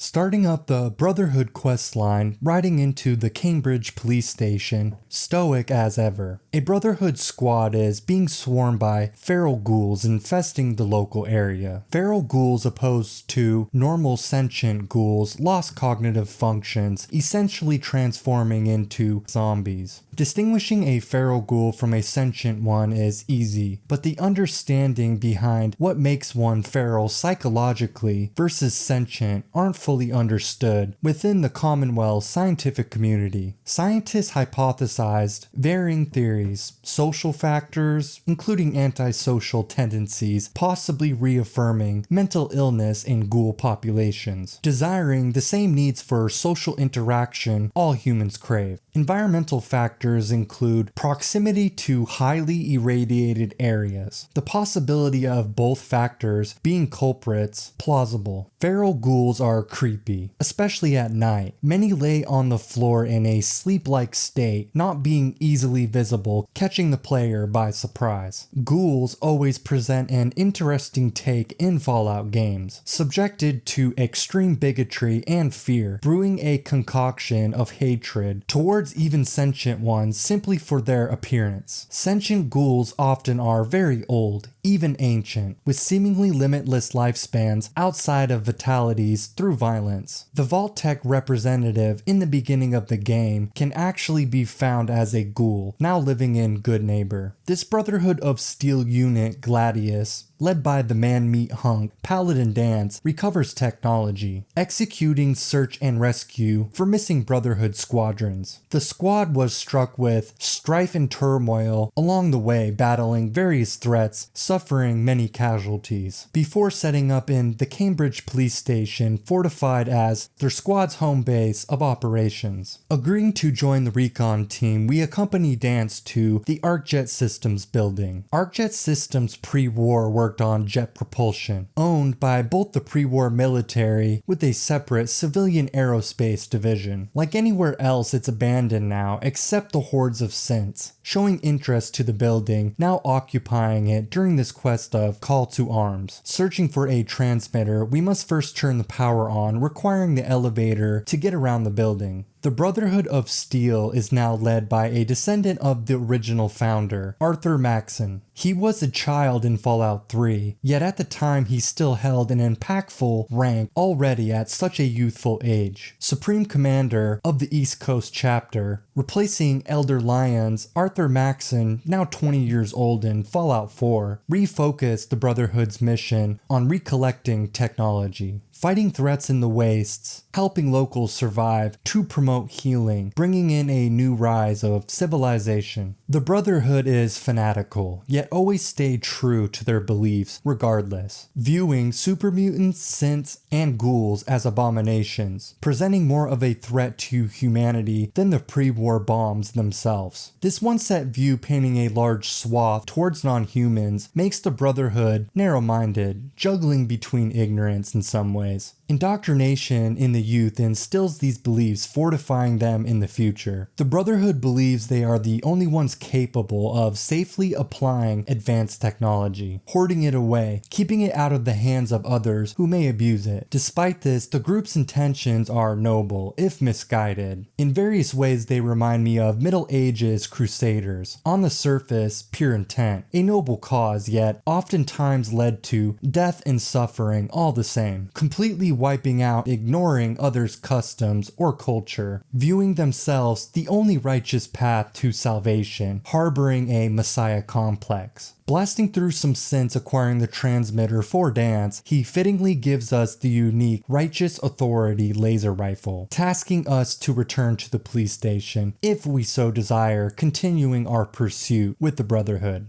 In pursuit of finding the scientist gone rogue from the Institute, we venture deep within the Glowing Sea. The Glowing Sea is highly irradiated, prone to occasional radstorms inflicting radiation. I put my Fallon's basement hazmat suit to good use here, protecting me from the elements. The Glowing Sea landscape was ground zero, the end outcome of a single nuclear detonation during the Great War, turning the area into a radiated nightmare. It's stressful going through this area, especially if you're underleveled or undergeared, concentrated with extremely dangerous enemies. Enemies you can find anywhere in the Commonwealth, but tend to spawn more frequently and at higher leveled variants here. The Glowing Sea is one of the coolest areas in the game. Some knowledge of the general area aids in traversing to Virgil relatively safely. Virgil is the ex-scientist of the Institute we're in search of. to find out more information in regards to breaching the Institute's home base. Along the way, I run into some Beastie Boy arachnids, rad scorpions. They share the same trait in burrowing into the ground, tactically ambushing prey akin to the mole rats. They are very well done in Fallout 4, even being able to view a natural predator and prey relationship. The scorpions prey on the mutated cows, Brahmin. Rad scorpions mutated from the commonly kept pets pre-war, the Emperor scorpions. The Commonwealth's population all possess the same size, possibly owing separate local population mutating primarily in Boston, or the West Coast population slowly migrating into the Commonwealth. No giant rad scorpions similar to Fallout 3 or New Vegas exist in Fallout 4. Dodging some death claws successfully, I make it to a cave, repurposed into Virgil's laboratory.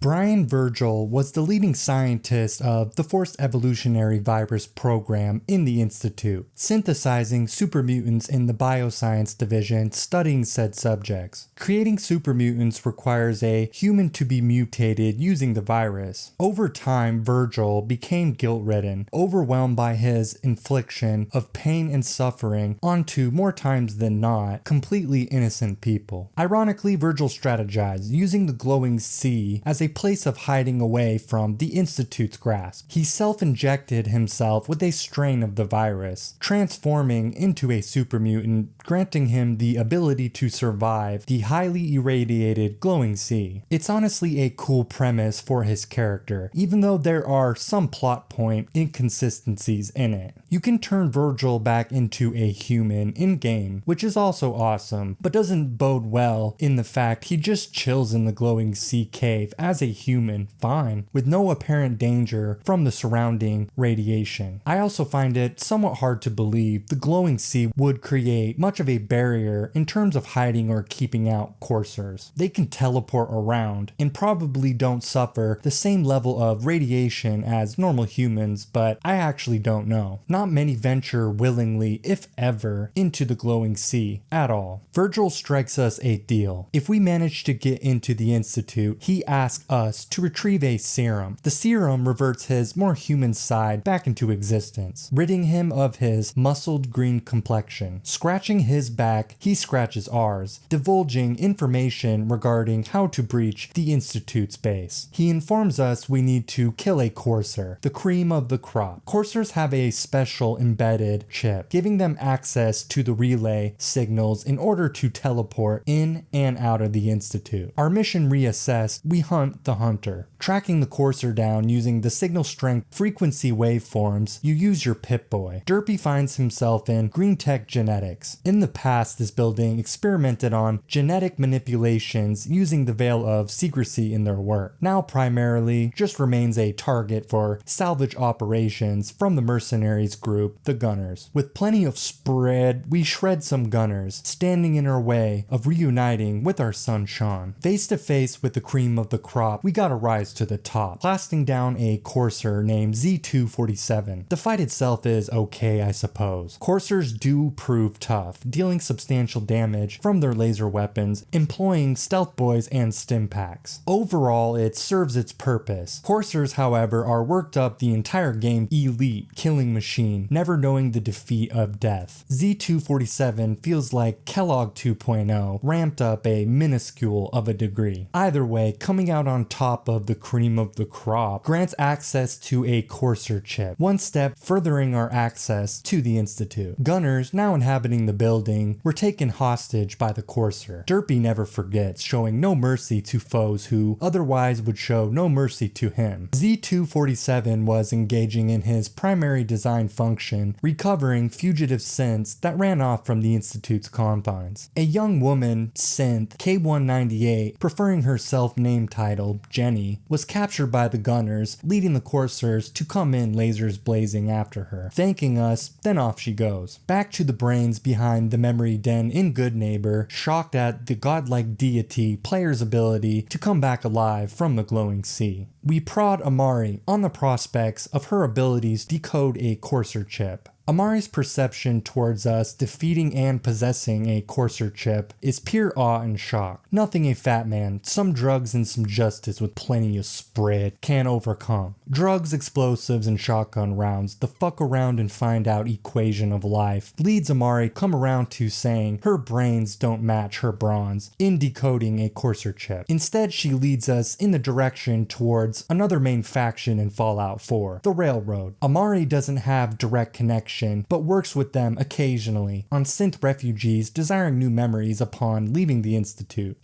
But I do have a code phrase, some kind of clue if I ever needed to find them on my own.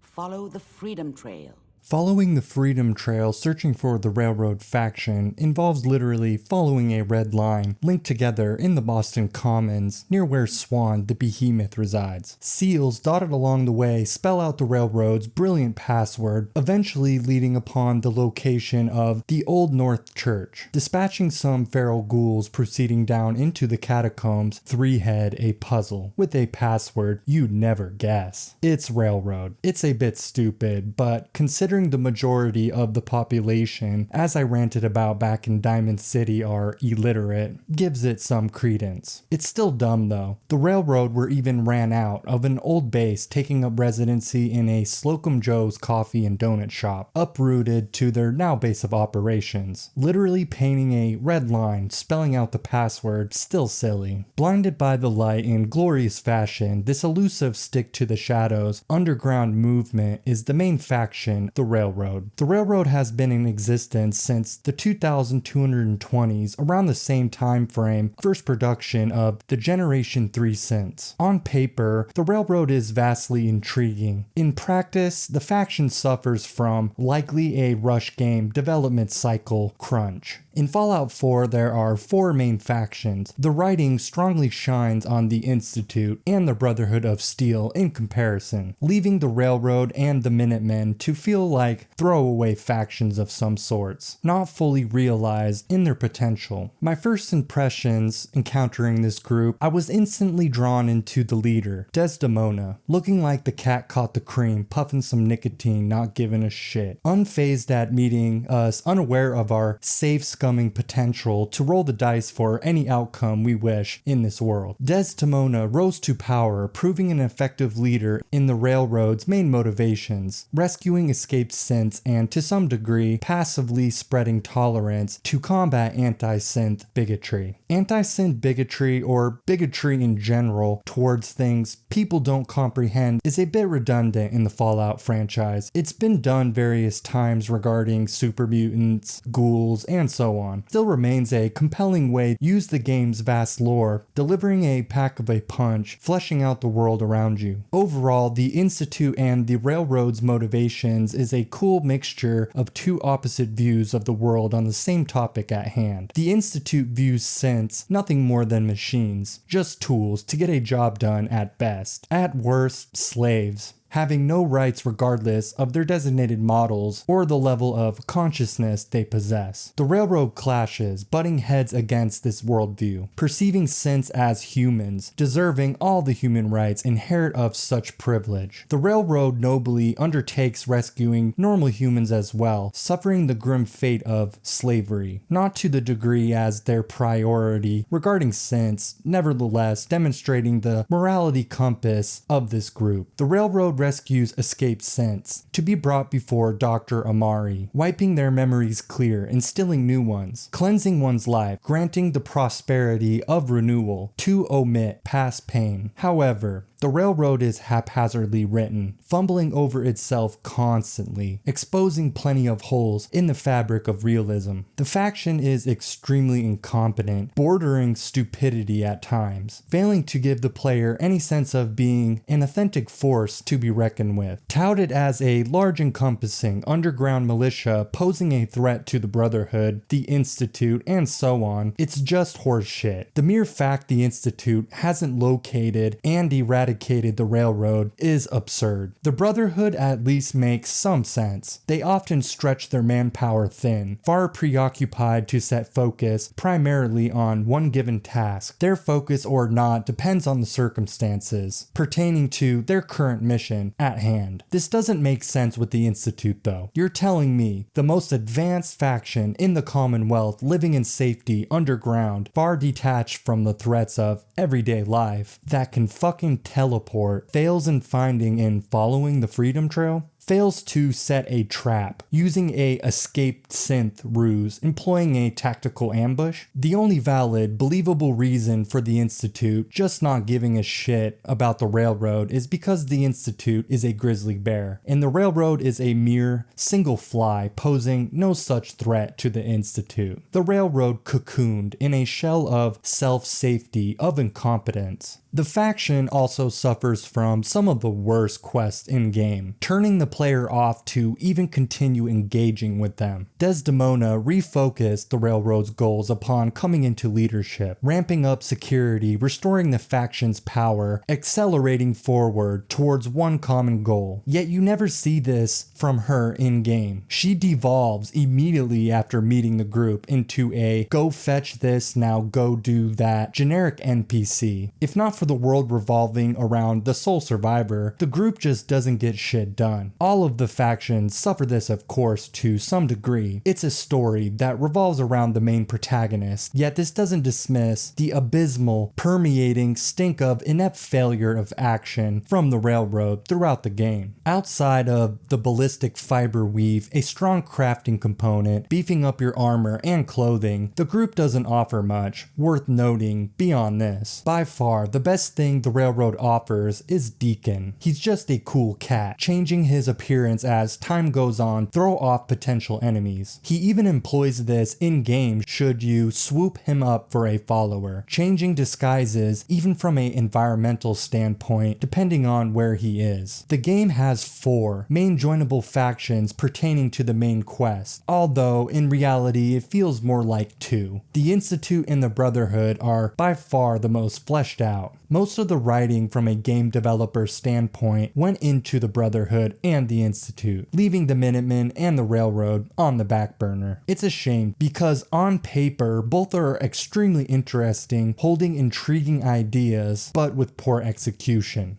Derpy taking flight, Nelly Furtado style, flies away like a bird, linking up with the man-meat dance. We board the Prydwen ship for the first time. The flagship of the Brotherhood, it's an impressive piece of technology, operating as a base and a command center for operations of the Brotherhood chapter here in the Commonwealth. Although the ship is unarmed itself, possessing no specific weapon capacities tied to the ship, its large residency of troops and ability to launch vertibirds, mounted with Terminator 2 miniguns, make it a formidable force of the wastes. Upon your first time coming onto the ship's deck, you're greeted by Kells, a no-nonsense, serious soldier boy type, rehearsing a generic "you're just a soldier" private speech. He briefs us ahead and report to Arthur Maxon. Meeting Maxon, currently in the process of giving a speech, acts as an introductory exposition dump of the core tenets of the Brotherhood's belief system. On most playthroughs, I never use companions. I changed it up a bit, messing around with certain followers. Honestly, being surprised regarding the optional, completely situational dialogues from all the followers I had with me along the way. A vast majority of Piper's goals don't align completely within the Brotherhood, often disliking or commenting how Arthur is a nearsighted madman. Her disdain towards the Institute does, however, garnish praise regarding the Brotherhood, showing some layers and dimensions within her character. Honestly, I was completely new to using companions, usually grabbing the Lone Wanderer perk for the damage buff. It was cool to see this system relatively fleshed out and experience new content through dialogue that otherwise I've completely missed in the past, adding replayability within the game itself. Maxon is launching a full-blown war levied against certain factions or deemed threats not seeing eye to eye with within the Brotherhood's morality. Maxson is highly respected despite his young age. You can inquire certain NPCs about Maxson around the ship, and many truly believe in him as a leader, leading the Brotherhood forward in the right direction. Paladin Dan speaking highly about your endeavors and character regarding aiding the Brotherhood, you're instantly promoted to the rank of Knight, given all the amenities of such rank, sleeping quarters, and a suit of power armor that I'll never use. Arthur tasks us to get to know the rest of the ship's crew, then report to the main flight deck. Initially, my first time meeting Maxson, I didn't think much of him. He's stern, exuding a disciplined character aura, coming off as a strong leader regardless of how you perceive the faction. Bringing the topic of war up to Maxson, in his eyes, the war is justified, the only way in preventing the rest of the population to be reduced to nothing but ash. The Pridwen comes off organic in the game. It feels like a realistic thing in this universe, housing many Brotherhood residents here with a cafeteria, a weapons dealer, a scientific and medical division, sleeping barracks, and a power armor engineering unit designed to function in day-to-day life. Small details go a long ways in games, as the ship even has kids' toys littered around and graffiti chalk drawings on the floor. My personal favorite minor detail is the recreational terminal below deck, showing a place Brotherhood members go to unwind and relax, stocked up on booze and cigarettes. The ship is also resourceful to the player, netting yourself a substantial caps by collecting viable blood samples for Nira and technological documents. For Quinlan, they really start to add up as you explore the world, and these services are useful early game, even for characters not going down the Brotherhood questline. A character I've always loved in Fallout 4 is Proctor Ingram. I always felt she is such a cool character. She's rugged on the outside, but has a dry sense of humor and self-deprecating sense of character that I always admire. She's balanced with seriousness and a deadpan sense of humor. Sporting a suit of power armor, Ingram is actually an amputee, losing both of her legs back in the Capital Wasteland during combat. A mini-nuke amidst the fighting capsized a cliff's edge that her unit was stationed on, causing her to plummet 100 feet, crushing the armor and her legs in the process. Ingram, refusing to give up, imbued with the heart of a tiger, engineered a special suit of power armor, one day hoping to advance onto the battlefield alongside her brothers once again. She even surpassed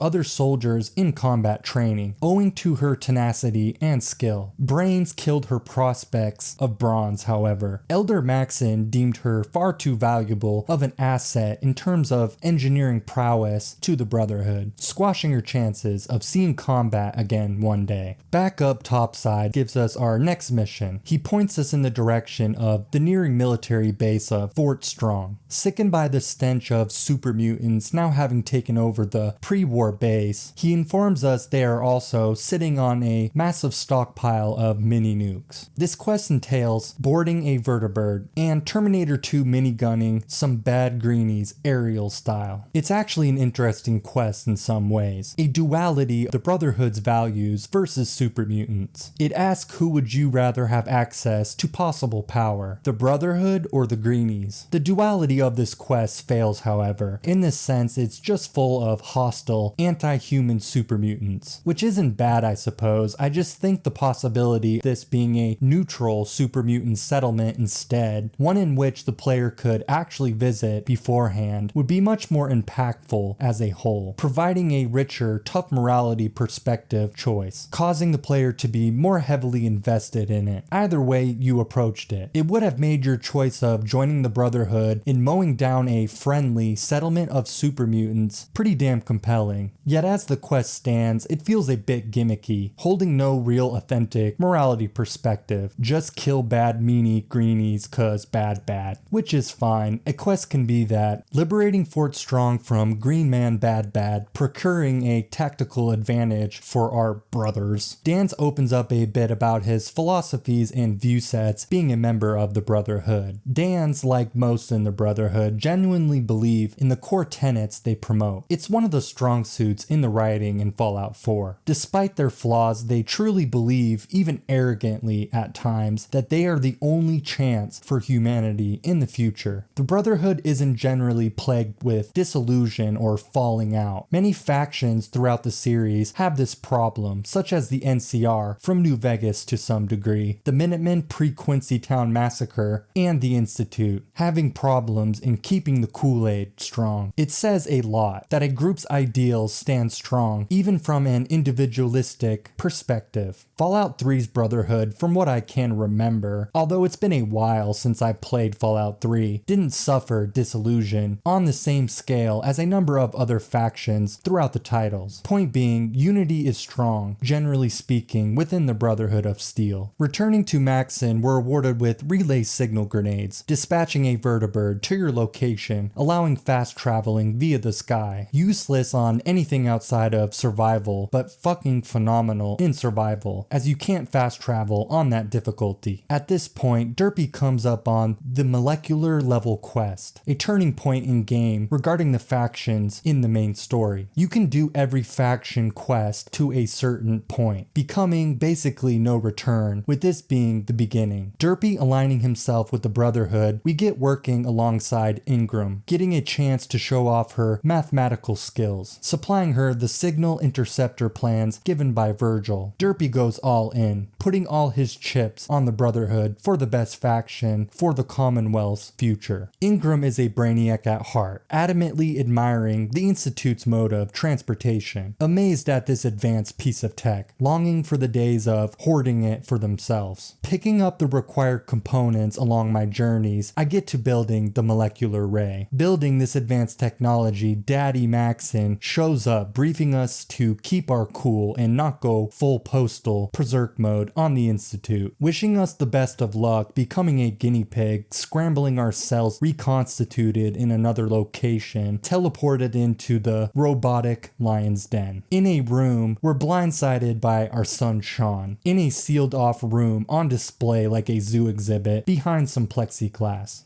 Turning out to be a prototype synth, in fact not our son at all, we're greeted by an older gentleman named Father. Father is actually our son, Sean, and from this point on, I will be calling Father Sean. Our boy Derpy believed it was 10 years gone by after awakening our cryogenic sequence reinitialized back in Vault 111. It was actually more like 60 years. Our infant son, now elderly, actually much older than us, is pretty ironic. Sean was taken by the Institute as he was a pure specimen, free from the mutations or toxins above ground that every life form has been subjected to for hundreds of years. Sean's DNA was used as a basis to create the Gen 3 synth models. All human-like synths are based off his DNA, hence the name Father. I'm going to use this opportunity to rant about our son Sean and the Institute faction in general. Going mask off in regards to Sean, I strongly dislike, even borderline hate this character. Some of the writing pertaining to Sean is okay at best. Overall though, he's one of the worst, shallow, lazily written characters I've ever seen in any Bethesda title. What irks me the most about Sean is he comes off completely manipulative. Sean acts like he's been longing for you this entire time, like this is some kumbaya moment. Even the way Sean says between dialogue here irritates the hell out of me. He says in between exposition, "What else can I say to ease your mind?" It's complete horseshit. The way he puts emphasis on the chosen words of "what else can I say." It always bothered me. It comes off intentionally or not as just blowing smoke up your ass. All this combined with the fact he brings up Kellogg. Conrad wasn't rogue from within the Institute, still serving as a primary operative for field missions above ground by the time you met up with him in Fort Hagen. He was still employed and tactically put to use for the Institute's gain. The way Sean goes off about Kellogg in a nutshell is, it's fitting Kellogg met his end at your hands, and we got some revenge together. It's astronomically absurd and stupid in every possible way. Sean is the acting director of the Institute, holding a substantial force of power regarding operations, yet still employs Kellogg. To my knowledge, although there may be some lore I'm unaware of, did Sean ever even penalize Kellogg for his actions regarding his mother or other excessive force incidents? To make matters worse, he states his mother was killed, not murdered. Killing someone implies an accident or self-defense lacking intent of ending someone's life. Kellogg is a trigger-happy, magnum-toting, cigar-eating mercenary that point-blank no-scoped Nora. Nora was in a state of confusion, coming right out of a frozen slumber after hundreds of years, defending her infant son from being snatched by two strangers. Literally, cradling her baby in her arms. Was just killed, not murdered. It was an accident. It was self-defense. In Sean's defense, he did only have access to the field report many years later after living and growing up within the Institute. The field report, most likely written up by Kellogg himself, could have been a different interpretation of events than what actually happened. Sorta like a crooked cop's police report. And I'm not blaming Sean at all. He was just a baby at the time. The problem is, Sean comes off as a intelligent, calculating man, and many times this proves to be conflicting, even detrimental to the logic of his character. Sean openly admits to knowing everything regarding the brutality Kellogg employed in his day-to-day work, knowing all about his justifying a means to an end through any route necessary, yet did nothing, just kept him on a quote-unquote short leash. The way Sean keeps Kellogg employed exemplifies how out of touch with reality he really is. The reality being, Sean doesn't give a fuck about humanity or the woes of people above ground. He cares for nothing but what he can control and whatever power he can obtain, even regarding to you. Him shrugging off dismissing Kellogg's brutality is identical to how he willfully ignores the Institute's savagery and wrongdoings. This is the most irritating aspect of the Institute. Never once can you truly engage in a heart-to-heart with your son regarding the Institute's cons. All of the factions have dirt on their hands, and I'm not casting a stone to say the Institute is unique in this regard. However, the one-sided, megalomaniac nature of "we are humanity's only saving grace" is also shared by the Brotherhood as well. Yet within the Institute, it never comes off expanded on. It never feels organic or believable. It feels like you're just being told what you want to hear. Sean is written in a way perhaps intentionally to be deceitful and contrived. The writers wanted to play on your emotions, blindsiding you with the twist of your son being the leader heading the enigmatic Institute. They also tried showing a good-natured side, perceiving the faction itself with a ray of light. The base is clean as hell, like you can eat food directly off the floors. Absolutely no booze required. Your first time coming into the Institute, it's not really what you anticipated or even expected prior, showing residents expressing relatively cheerful dispositions. The Institute aesthetically is superbly done, not much gripes there. It has a beautiful, prosperous, yet inhumane, soulless, cold, almost heartless undertone, fitting of a faction pursuing science above all through robotics and artificial intelligence. The largest problem within the Institute's structure is in how it's ran. It's run from a purely scientific perspective, answering or conforming to no social norms, morals, or laws, but the pursuit of getting results. The group is devoid of any humane moral ethics. It's kinda a mad scientist method of going about things. The Institute's motives are also generally vague, to say the least, leaving much left up to interpretation, but it seems a downfall more than not for the faction itself, making it feel at times even more contrived and shallow. The Institute believes technology will save humanity, compared to the Brotherhood's view of technology of possibly dooming humanity, if in the wrong hands. This ping-pongs well off these two factions from a role-playing perspective. The Institute perpetuates a strong us versus them mentality, them being people above ground, seeing the wastes as a long-lost cause. Sean's character also rubs rubs me in the wrong way. He's smug and condescending. I don't know if this was intentional or not, but the relationship built after first meeting him, even when going down the Institute's quest line, never really grows or blossoms into anything meaningful you'd expect between a father and son relationship. It's clear his motives and life's work is dedicated to the cause of the Institute. Nothing more, nothing less. Which is pretty admirable, yet I always longed for more from him as a character. It's also pretty crystal clear he had no strong desire or motivation in reconnecting with his family. Otherwise, he would have done so with you some point out of Vault 111. There's nothing to say he couldn't have reconnected with you or woken you up from your frozen slumber. Sean instantly defaults to the sympathy card, playing long lost son and family reunited only when you, the sole survivor, presents a possible threat toppling his dynasty.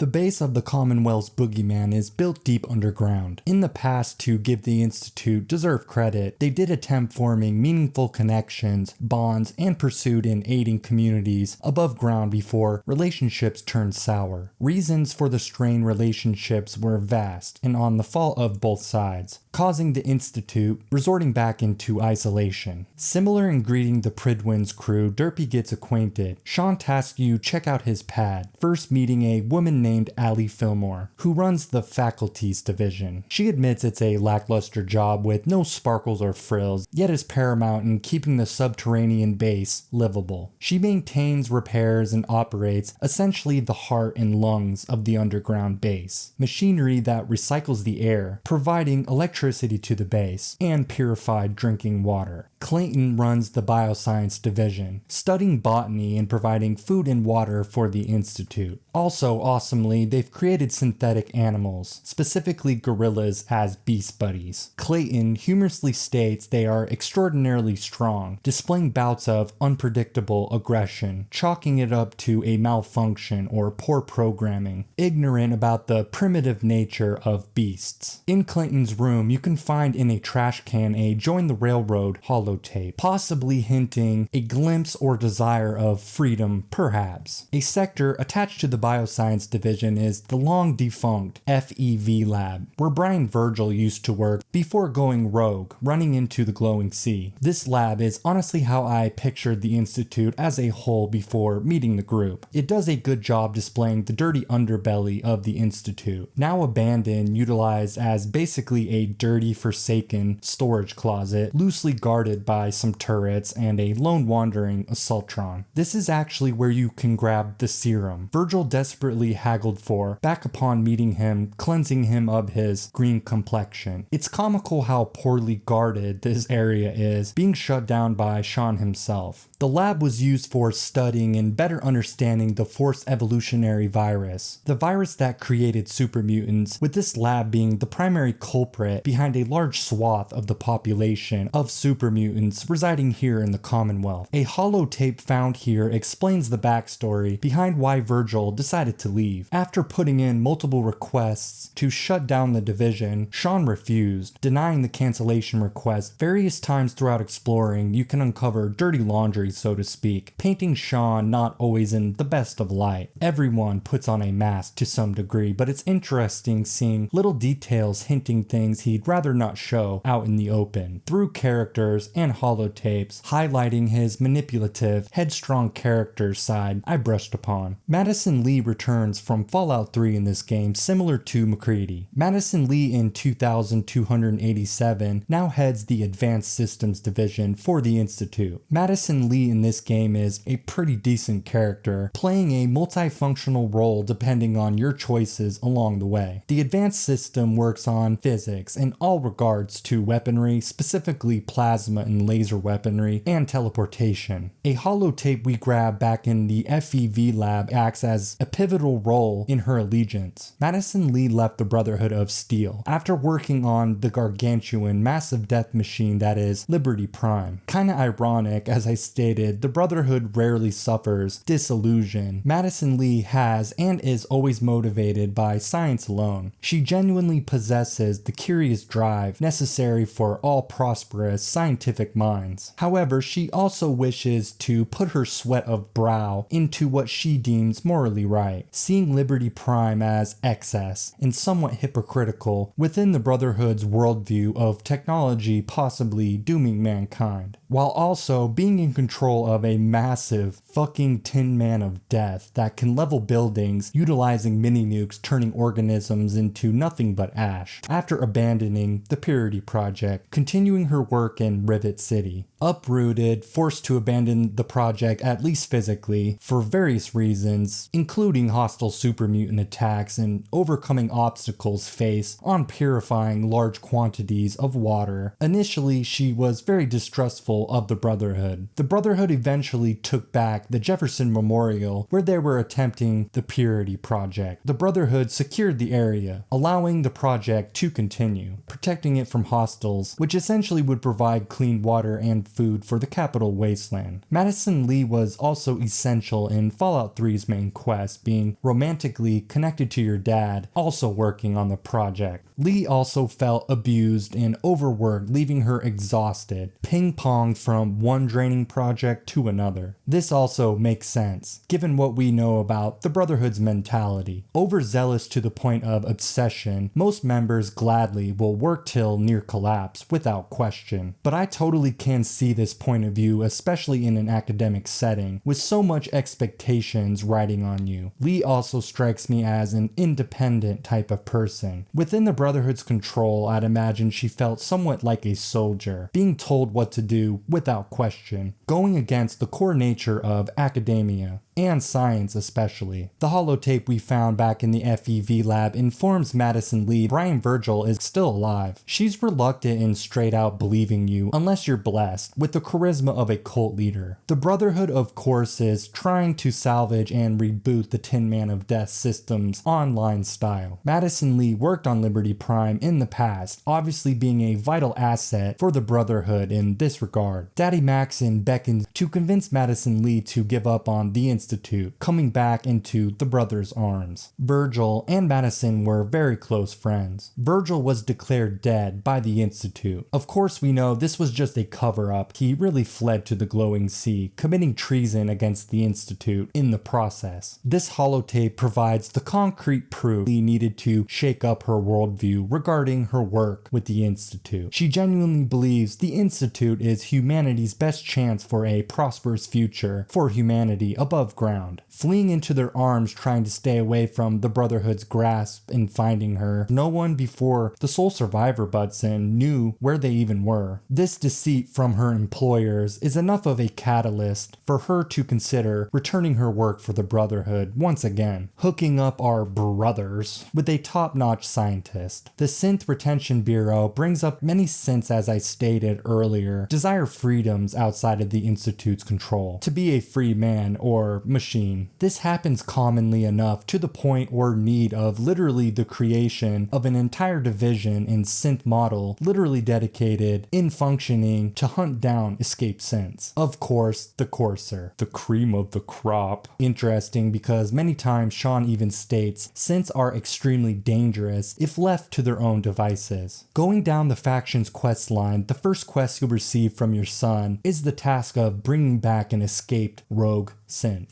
It's supposed to show that synths are best left where they belong, where they were created, but fails. This synth is literally just a raider warlord that does the exact same shit every other raider does. Showing synths are uniquely dangerous fails when it's identical to the underbelly of humanity surviving in the wastes, being commonplace, just a everyday thing. This also fails in terms of gameplay mechanics. Besides looking like a flayed Terminator, older Gen 1 and 2 synth models don't present anything out of the norm in combat mechanics, apart from the typical humanoid fodder moveset. They shoot with laser weapons, pistol whip when up close, and so on. They aren't portrayed to have superhuman strength or anything that separates them from the capacities of every raider or human enemy you experience in the entire game. In a dresser, you can find a holotape detailing Madison Lee's feelings towards the project of building a replica Sean when he he was a young boy around the ages of 8 and 10. This whole project Madison Lee was actually against, seeing it as excessive and invalid, with Sean providing no real reason for creating the child synth based off his childhood memories. Just a vanity project for science sake. First meeting the synth Sean after being powered down, the real Sean states the child didn't respond how he hoped for. Regardless, still interested in his response, showing this was potentially just yet another experiment on implanting memories into synths and seeing how they react or not react to certain specific stimuli. Other possible interpretations of the reasoning behind the creation of Synth Sean could be ascertained as sort of a gift to you, the sole survivor, to live once again with something you lost, snatched from you before experiencing fatherhood. Also as a form of subtle revenge against the direction his life path took after being taken by the Institute, having no control at all and knowing nothing better over the years. All this is of course positive in regards to Sean's character, nullifying aspects of the mostly negative rant I went off about his character in the beginning. These motivations do put to rest perhaps some of the critiques of why I dislike this character, but not completely. The biggest problem I have with the Institute, you can always find reasons of why, yet the vague nature of the faction's motivations, not giving the player any sense of a matter of fact, makes it feel all muddled. The Institute also doesn't clearly demonstrate, even from the higher up officials, some even seem almost oblivious or unaware of the Institute's wrongdoings, blind to the fact the Institute kidnaps and replaces humans in the Commonwealth for espionage, has literally leveled settlements for desired salvage, or even unaware of certain rights pertaining to Gen 3 synths obviously holding sentience to normal humans. The Institute does infect a cult-like social structure, creating a world within a world that's everywhere, even in real life. Communities and the masses tend to dictate perceptions, whether that's positive or negative. The Brotherhood, the Institute, and the Railroad all share identical views, a us versus them mentality, the megalomania of we are the only hope for humanity, yet all remain purely manipulative and fanatical, all possessing ulterior motives in gaining power for their designated faction's allegiance. Back at it in aiding our brothers, reboot Liberty Prime. Liberty Prime is a buff, beefy robot boy that can deadlift the planet, a pre-war army robot that was a brainchild conjoined project receiving aid from Robco Industries and General Atomics International, contracted as a joint project. Designed to be the most badass that's ever badassed, Liberty Prime was specifically created, intended in liberating Anchorage during the Battle of Anchorage, the war between the United States and China. People familiar with Fallout 3 will also be familiar with who this beef boy is. He's a red-wired, stereotype walking, pure-blooded American patriotism, designed to nuke commie scum into obliteration. A completely badass, enormous unit of a combat robot. This really does make you reflect on who you're siding with at this stage in the game. Having access to Liberty Prime given into the hands of the Brotherhood, pretty crazy if you think about it. Through the Institute's main quest, Airship Down, you comically use Liberty Prime against the Brotherhood, hacking him to turn against our brothers, convincing the Metal Man Meat they are in fact Chinese communists, get him back online for our brothers, from salvaging his parts alongside Proctor Ingram, and newly recruited to the cause Madison Lee, who was understandably reluctant in continuing her work on Liberty Prime, taking a little push out of the nest. Playing errand boy for our brothers, Proctor Ingram informs us we need to get our greedy fingers on a pre-war stockpile of Mark 28 mini nukes arming the Tin Man. A pre-war location, Sentinel Site Prescott, shows promise in having the desired weaponry at hand, as it acted as a pre-war nuclear storage facility. Located in the glowing sea, we make our way one step closer in arming and booting up the Commonwealth's future booty bandit. Sentinel Site is pretty fucking cool. The radiated awesome glowing sea aesthetic with a random pyramid structure smack dabbed in the mix is pretty fucking awesome. The inside of the facility is radiation free, one of the only locations I believe in the glowing sea where you can get some fresh air. The inside of the nuclear storage facility is inhabited surrounded by typical fodder, some ghouls, mole rats, and strangely enough, some people, the aforementioned Children of Adam. We run into a man named Brother Henry, alongside his robotic bodyguard, Adam's Wrath. Derpy, possessing the charisma of a fruit fly, I fail speech check options, unable to take the peaceful approach. Using Derpy's vast intellect, the perk Robotics Expert allows to hack and self-destruct robotic enemies or friends alike. I usually put a single point into this perk, as it really does come in handy when dealing with tougher robotic enemies like sentry bots. The Children of Adam are also from Fallout 3. They are the cuckoo crazies that worship radiation, seeing the ransacked environment of his bestowed blessing, worshipping literally the god of Adam as their deity. They originated in the capital Wasteland, starting up by worshipping the beast of a bomb that lay smack dab in the center of the city, Megaton. Over time, the religious movement grew legs and sprouted, with the beliefs and customs expanding all across the Commonwealth. Many Children of Adam can be found randomly or sporadically across the Commonwealth. Some even function as hostile enemies, armed fittingly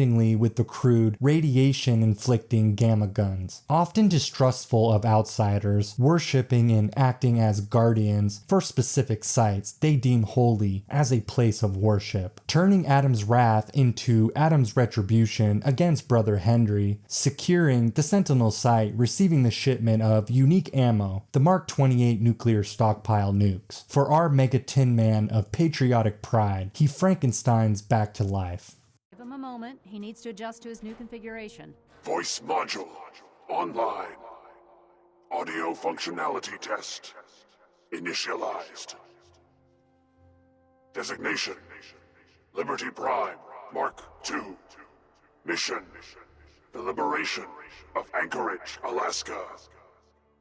Back on the Prydwen ship, Daddy Maxon seems pissed off at us, hinting towards our possible knowledge of something. Digging a bit further in suspicious nature brings up the fact Paladin Danse is actually a synth. Quinlan found Danse was a match for a designated synth within the Institute, an abomination of the Commonwealth, an unpredictable monstrosity that needs to be eradicated. This quest is interesting for multiple reasons. Danse is your introduction to the Brotherhood, literally coming into the ranks off the back of his reference. Highly esteemed within the Brotherhood, is probably one of the last members you'd expect to be a flayed Terminator in secret. Danse himself wasn't aware of his true form, taking his own life in service of the Brotherhood otherwise. Danse is a stoic character, and honestly, he's just fine. I always liked Danse despite his relatively one-dimensional character. This realization of him being something the Brotherhood detests sparks up his character a bit. It brings up the question again, what's it really mean to be a human? Danse is a highly devout brother, loyal to the cause of the Brotherhood, showing unwavering allegiance in all principles of his life. Danse is also selfless, with a good sense of empathy and care towards his men. Scribe Halen beckons the player below deck, free from the prying ears and eyes, give Danse the benefit of doubt, allowing him to explain himself. Even Halen says she could care less if Danse is a synth or not, stating he is in fact still Danse. This small detail really drives home the problem with the Brotherhood's view sets generalizing a large swath. It shows the closed-minded nature in many ways, reflecting back onto the Commonwealth's population, fearing everything possibly synth. Generalizing all synths in a negative light entirely removes the possibility of being something other than the fearful, kidnap your family in the middle of the night boogeyman the faction's reputation is preceded by. It's also intriguing on the basis of this is a brutal world full of warfare on a day-to-day basis. Danse has proven his combat prowess many times, suffering near fatal injuries, proving his valor on the battlefield in service of the Brotherhood. It's intriguing because the Brotherhood is a militarized group. Oftentimes, I've heard people who have served their country and have seen the ugly side of warfare, seeing action themselves. This extreme form of conflict creates a insanely strong bond between you and your fellow soldier. It completely breaks down, removing all creeds, all races, all prejudgments. Your fellow soldiers become family. You don't see skin color or what they believe in or anything as superficial as just perceptions, created from nothing more than ego. You see your fellow man, your brother, your sister. This generalization is a tough pill to swallow within the Brotherhood's morality. It breeds hatred. Hatred and generalization of large groups of people is still something humanity is plagued with today. Conjuring up the question to the player, is this what you want for the future of the Commonwealth? A group that shows no pity even pertaining to synth refugees? A synth could literally assassinate all the top officials in the Institute, piss on their corpses, then blow the underground base into smithereens. At the end of the day, the Brotherhood would be grateful, sure, yet still view this synth as an abomination. It's the same with Danse. Despite his sacrifices, his commitment, his unknowing that he even was a synth, still remains in the eyes of the group as a whole nothing more than a traitor, a disgrace, an abomination. Survival instinct kicking in, fight or flight, spurred Danse fleeing the Prydwen ship. Daddy Maxson tasked us the grim objective of executing the so-dubbed scum traitor. Hiding in a pre-war surveillance radio monitoring base of listening post Bravo, Danse will actually take his own life here if you leave the base without upholding his request in ending his life, showing how ingrained Danse is to the cause of the Brotherhood. Lacking the required stat checks, I had no other choice here, sadly, and didn't have the heart to let such a noble comrade die at his own hands in such an unfitting way of his character. Danse really is a good man who spent years training and raising up the future of the Brotherhood's might. He became guarded after losing one of his best friends, Cutler, to a super mutant ambush, wiping out Cutler's crew, keeping Cutler alive, only to be infected with a strain of the FEV. This began Danse's hatred of all super mutants. A belief set in stone, experiencing a traumatic event, losing someone close to him, enabled by the core tenets of the Brotherhood's views themselves. Daddy Maxson will even intercept the player if you choose the route of letting Danse go. Maxson questions your allegiance, lying with Danse from a personal standpoint or to the cause of the Brotherhood. It's honestly a pretty great quest with plenty of branching options depending how you go about it. It also plays well off the faction and the characters themselves.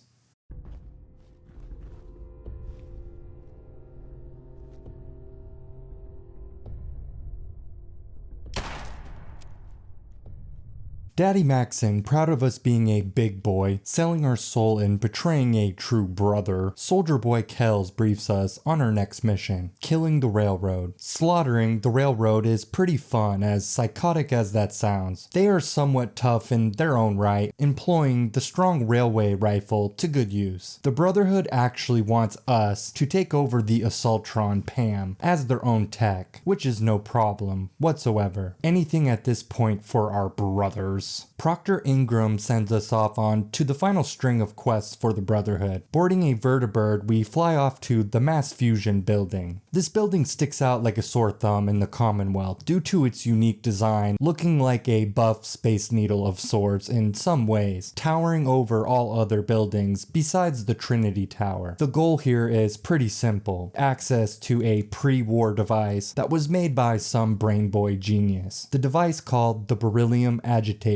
Although the device pre-war was being touted as an invention for the betterment of mankind, the CEO, Carl Oslo, actually had planned in sending it to Washington for it to be tested on for, of course, military applications. The device generates substantial forces of power, causing the Institute in desiring it as a power source for their main generator, and the Brotherhood, which needs it for resurrecting big bad beefy tin boy Liberty Prime, push against heavy synth resistances, trying to beat you to the agitator. It's cinematic. The ending, you get bum rushed by one last wave of synths and your brothers in arms come out to seal the deal of you being the victor. Some robots, including a sentry bot, are also easily disposed of via the robotics perk after grabbing the agitator. Plugging the Beryllium Agitator flips the power switch, get the big bad Liberty Prime going, sending him off on his conquest quest, Eradicating Commie Scum. The next quest I honestly want to say I dislike. It's nothing but a sheer spectacle walking side by side with the big boy, watching him fuck up whatever happens to get in his way. It's pure fan service, a callback Fallout 3's quest where you do the same thing, yet in Fallout 3, Liberty bumps some patriotic music. It's a bit boring from a gameplay perspective, yet fun as, like I already said, it's a spectacle. There's something really awesome about watching Prime just decimate and fuck shit up that otherwise would pose a risk. Fallout 4 on higher difficulties is actually a pretty tough game, honestly, and I love that about it from a gameplay perspective. It stays true to the RPG roots, gaining momentum and power through perks and weapons. The game does get significantly easier once you're around mid-level 20s with a decent weapon loadout, but on harder difficulties, certain legendary spawns, a super mutant with a missile launcher, or even a raider packing some atomic heat, donning a fat man, and landmines and traps littered around to your demise all make the Commonwealth a very dangerous place to explore. And I love that about Fallout 4. I loved it in Fallout 3 and New Vegas as well. Enemies really do pose a risk, especially higher leveled legendary ones like Deathclaws, with the possibility of death around every corner. I typically like this in RPGs, the balance of feeling like a badass, ever powerful, almost godlike, but at the same time you're occasionally reminded that you're not above it all, still a potential prey item in the mix of the wastes, if you're not aware and vigilant at all times, minding your surroundings. I also love the loot system.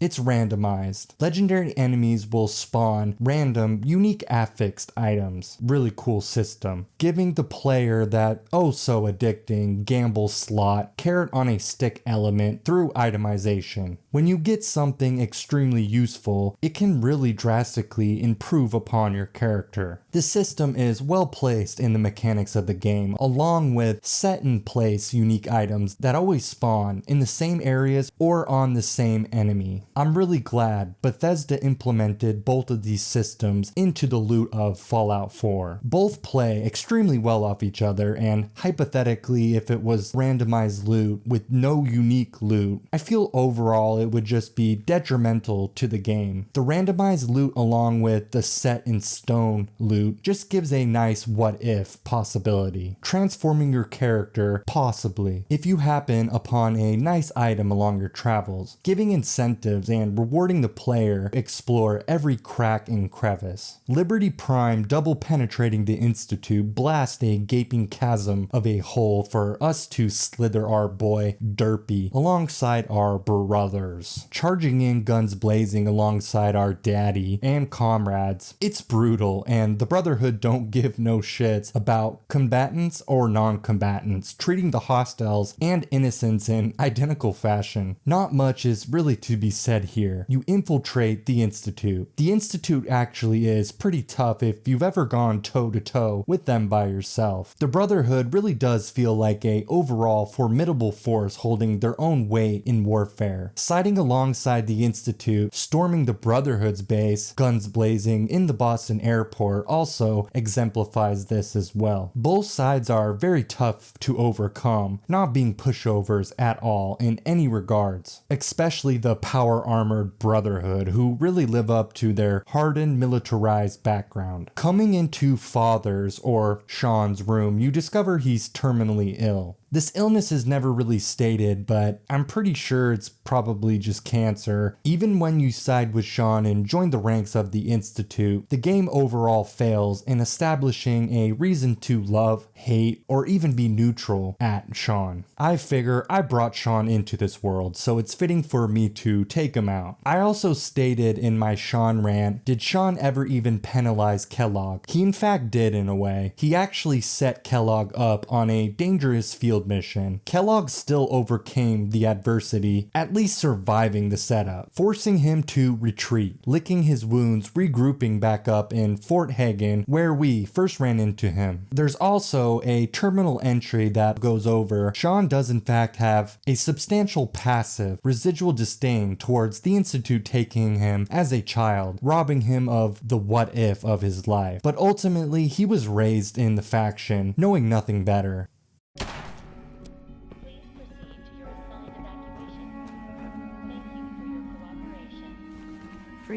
taking.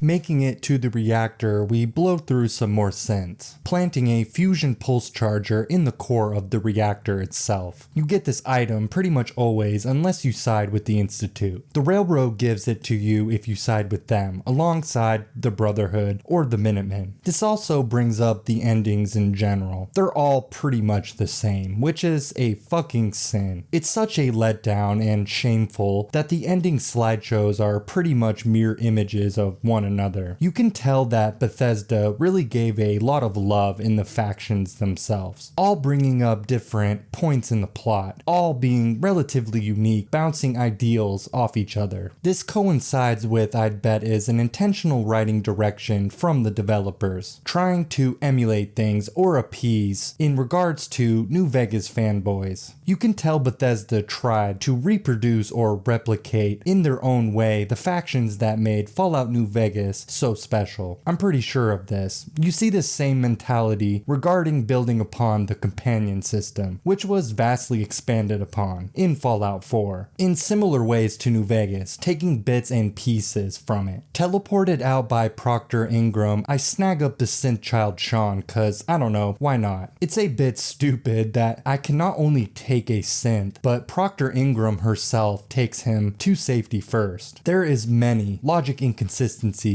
regarding the Brotherhood seeing all synths as abominations, yet you can run around the Prydwen flagship with Nick Valentine free as ever with no one besides Kells giving a fuck. Maybe they don't know it's a synth, fuck if I know at this point. Teleported onto a rooftop, a lovely stunning bird's eye view of the city. We're at the detonation site. The sole survivor is tasked by Daddy Maxon blow up the reactor, ending the Boogeyman's beehive, erasing their footprint as a whole largely in the Commonwealth, finalizing the Brotherhood's questline.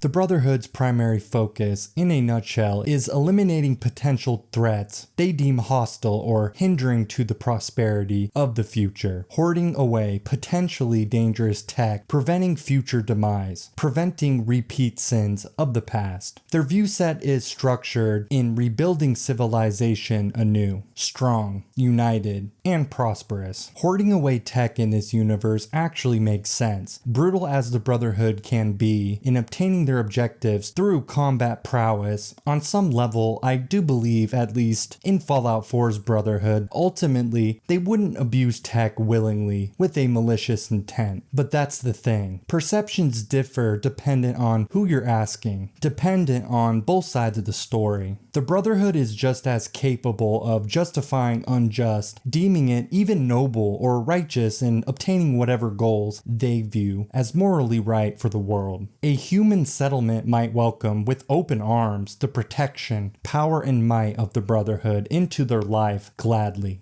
But what about a settlement like Goodneighbor? Goodneighbor is a terrible example in lieu of it being a shady criminal side of things, but the point still stands. Ghouls, super mutants, and synths all have to deal with extreme forms of bigotry in the Commonwealth, shunned and cast out like a leper from normal humans. Siding and granting the Brotherhood so much control in the form of eliminating their enemies or competition of power ensures this will strengthen, even enforce, more extreme negative bias towards these already victimized groups. It's one of the biggest negatives regarding the Brotherhood, but it's also kind of a positive in the sense of the lore, because it's completely believable. The Brotherhood never falters from its belief system, something I always adore in any storytelling medium. It strengthens characters or any other narrative structure. It creates realism, letting you easily digest and dive deeper into the story.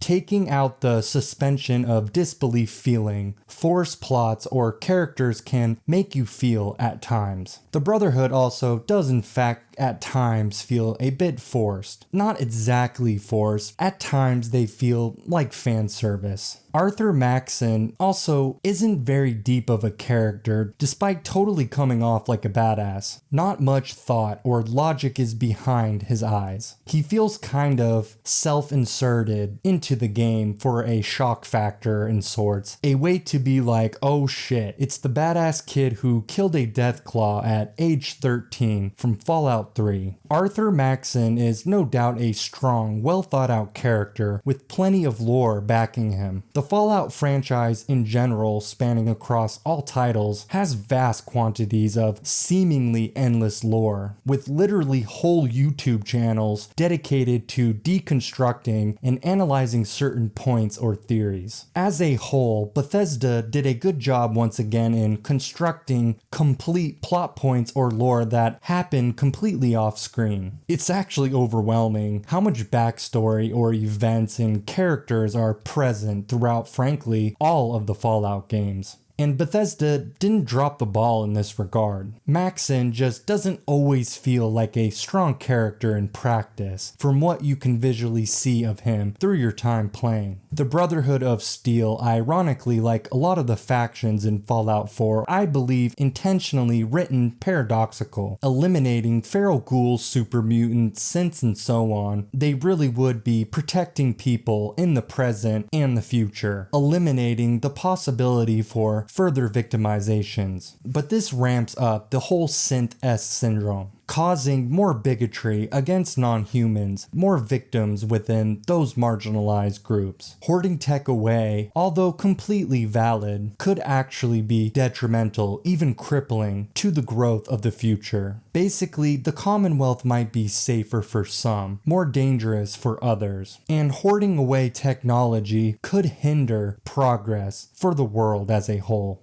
The Minutemen are pretty much for the people, literally by the people. The basic principle of strength in numbers, recruiting more and more settlements to your cause, is a pretty compelling, realistic way in going about building up a dynasty. A proven system, historically, the perseverance of mankind, even in the real world. It's people essentially clicking up, looking over each other's shoulders, watching each other's backs. Strength in numbers, bettering the outcome against adversity that otherwise would be one-sided, not in their favor. The faction possesses strong weaponry in the form of artillery, but employ lackluster firepower on infantry soldiers on the ground amidst the heat of the battle. The Minutemen were essentially wiped out after the Quincy Town Massacre, which isn't necessarily a weakness, so to speak. It's a rough world, but the infighting and petty political structure shows the oh-so-common problem of keeping the masses spanning across large areas focused on one common goal. The derailment possibility is similar in scaling up any business. It's easy for people to become disillusioned or fall off track, missing the target for the intended group's goals. Toxicity and hunger for greed and power humans fall victim to, being a real threat to the group as a whole in the future. It's sort of like the telephone game. As you whisper a sentence or a word from one person to another, the message gets muddled, lost in translation, being completely different over time than it was originally. Despite all of this, they really are the superior group from a good morality perspective. The Minutemen don't suffer fanatical views or ulterior motives, aligning with the player who wants to go about the so-called good route. They're neutral, and you can even argue they have plenty capacities in self-player role-playing from your own perspective. I think this is part of the reason at times why they feel so drab and boring. You have to kind of make up your own backstory or motivations along the way when going down their quest line. A clean slate faction. It can be whatever you want it to be. The railroad was always the most intriguing for me, but just sadly on a surface level. Your first time meeting up with this underground movement down in the Old Norse Church's catacombs, similar to the Minutemen's unfortunate series of events, they're in pretty bad shape. The railroad's primary intent is against the Institute's cruel treatment of synths, of course modeled off the real Underground Railroad from a darker past in historic times. It's a damn enthralling narrative in a post-apocalyptic video game. The railroad, as I've already ranted about, just lacks the drive or know-how or sheer ability to really get shit done in the Commonwealth. They rely too much on the sole survivor, reaching the point of absurdity as you branch down their quest line. The faction also lacks in identifying the ability in deeming something a long-lost cause, which shows heart, sure, but sometimes enough becomes enough. The future of the Commonwealth with this faction at the helm also could be argued somewhat lacking in vision, primarily when it comes to the future of normal humans. There is lore pertaining to the railroad helping humans out of slavery, but you really do get the vibe that the primary motivation is in helping synths escape the Institute. The faction also doesn't possess formidable large-scale firepower. They do enlist heavy soldier infantry, highly capable and well-trained, coming equipped with resilient, fortified body armor, employing the strong railway rifle, but when it comes to the future, down the road, in the Commonwealth, you have to put emphasis on sustainability. Firepower retains and ensures, well, power in staving off threats or keeping the peace, keeping safety of everyday life in a dangerous place. The lack of firepower, willpower in fighting for the normal everyday human citizen as a primary focus, and the railroad's inability to make ground standing on their own 2 feet really adds up negatively, equaling an outcome a sort of up in the air, questionable future. One power lacking a broad-scale vision, goal, and control simply leaves others vulnerable to forces who will come in and simply take what they want. Contrasted by the living conditions of everyday survivors, the Institute lives a sheltered life of luxury. Clean living quarters, water, food, and so on. The Institute, the entire game before meeting them for the first time, are painted as the villains. This bad boy boogeyman persona of the Commonwealth still hold merit throughout the game as well. There is plenty of sketchy, exposing the dark underbelly of the faction you can find in the game, through lore, leadership, various characters, and through the subterranean base itself. The Institute in some ways lives up to its more noble undertakings, garnishing plenty of positive possibilities in the future for the Commonwealth. By far the most technologically advanced group owing to their next-gen laser weaponry, breakthroughs in scientific pursuits through studies, and an endless army of disposable slave-like synth robots, making it organically feel like a faction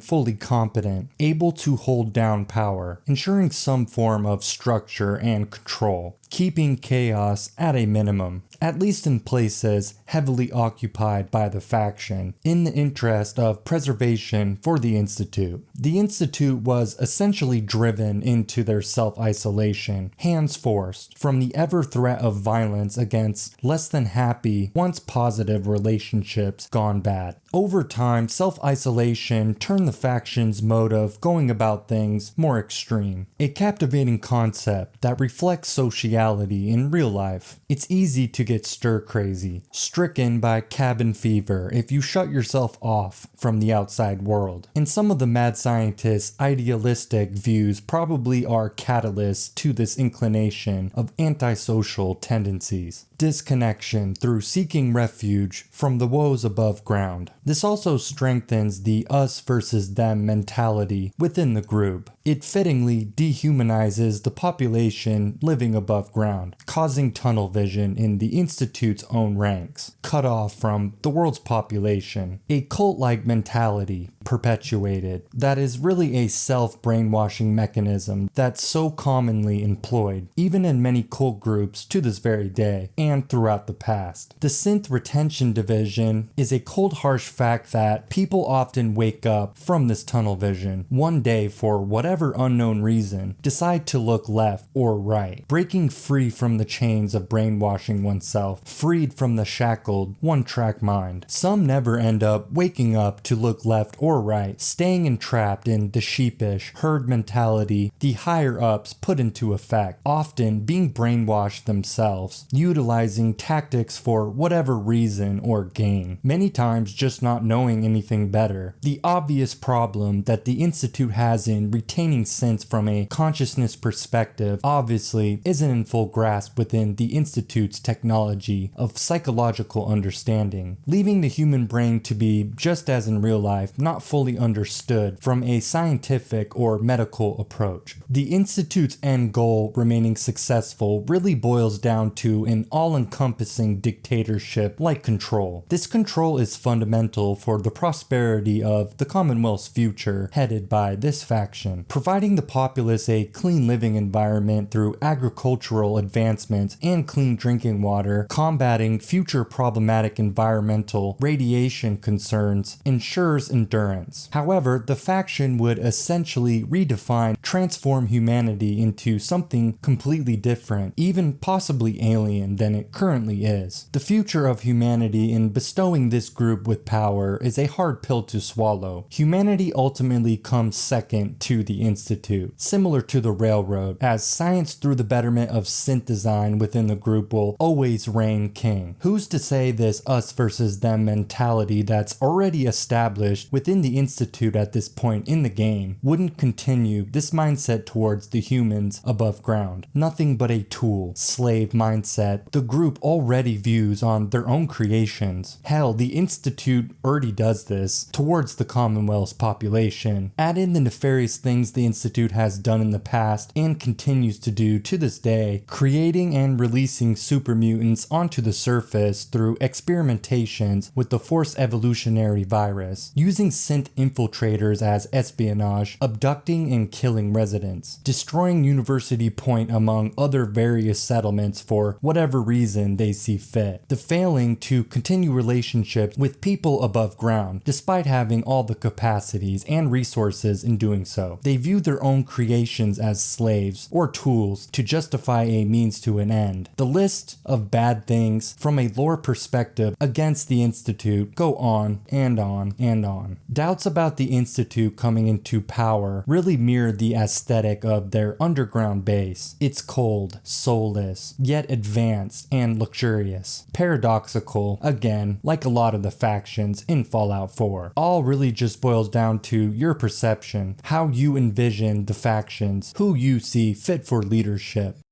This all leads to Fallout 4, main quest and factions, masterpiece or not. It's not a masterpiece. Fallout 4 is by no means a bad game in any ways. It's at times compelling, fun, and engaging, yet suffers the Bethesda-developed pitfall of a quality dip in regards to the main story. The game has a vibrant world, steeped in lore, interesting locations and characters along the way. The gameplay itself is great, the majority of builds and perks bringing something unique to your character. Gameplay, combat, and enemy mechanics is frankly the best it's ever been in the 3D titles. It's a game that grows on you more over time, liking it more and more perhaps than you did back upon its release. This is a common opinion I've heard stated by even people who vigorously hated the game back on launch. I never hated Fallout 4, but this growing on you over time phenomena happened to me as well. Over the years, I've come to appreciate more and more aspects of the game and care given into its design. You often hear people say it's a good game, just not a good Fallout game, which holds some merit. It's hard for me to really identify whether time and just experience with the series has perhaps tainted some of my possible optimistic views I could have seen in the game otherwise. I think if you lump in everything regarding Fallout 4, the gameplay, the combat mechanics, the world, the side content and characters, the DLCs, especially Far Harbor and Nuka World, it is a masterpiece of a game. But since this is primarily the main quest and factions, I'll judge it fairly based on those merits. This also doesn't detract from the simple observation Fallout 4's main quest and factions could have, standing on its own 2 feet by itself, been a masterpiece. There's literally nothing saying it couldn't have been. Fallout 4 introduced many younger generations into the series for the first time, causing curious incentives in the younger generation beckoning to check out the older titles, even perhaps checking out the great games of Fallout 1 and 2 by the original creators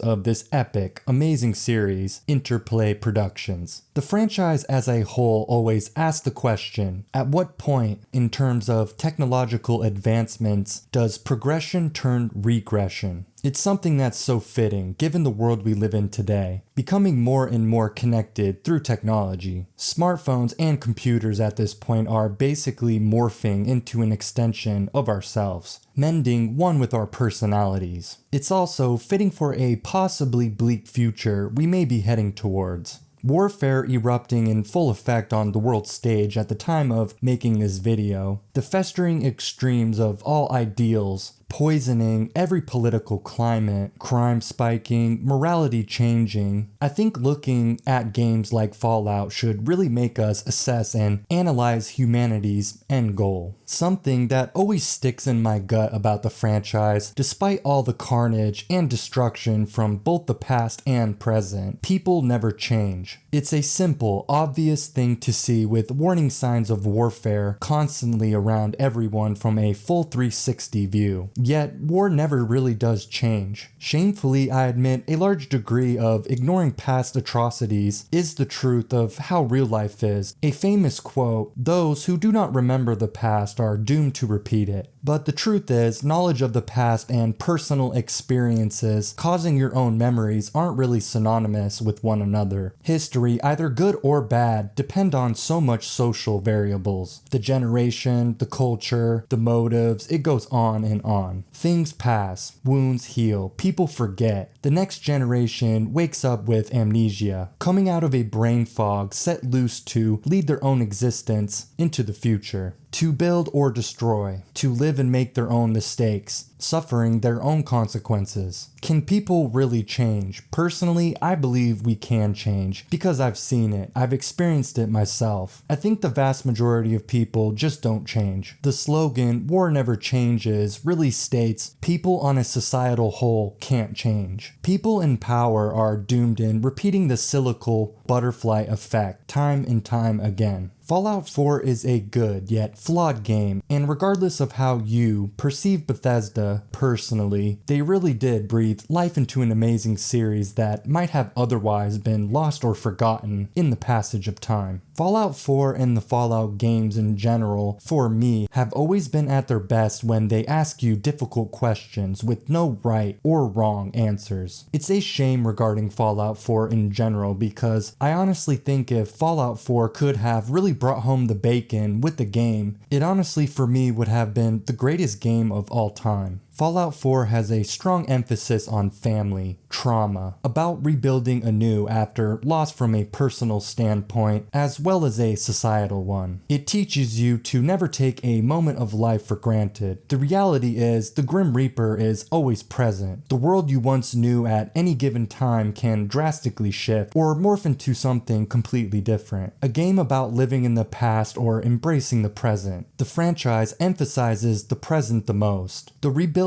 element in the games are usually a long-term goal. These long-term goals act as the backdrop regarding the player's morality, in how you interact with the world, in how you go about making your own choices. There's something attractive, invigorating about starting new, paving your own way. It's something I feel every time in a Fallout game upon first leaving the vault, to see what's in store for me, to see what remains of the world I used to know.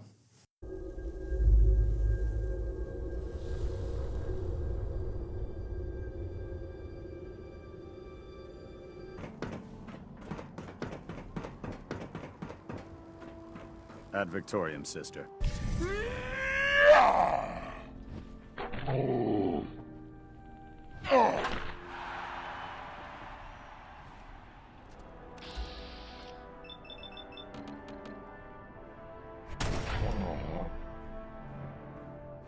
Feel my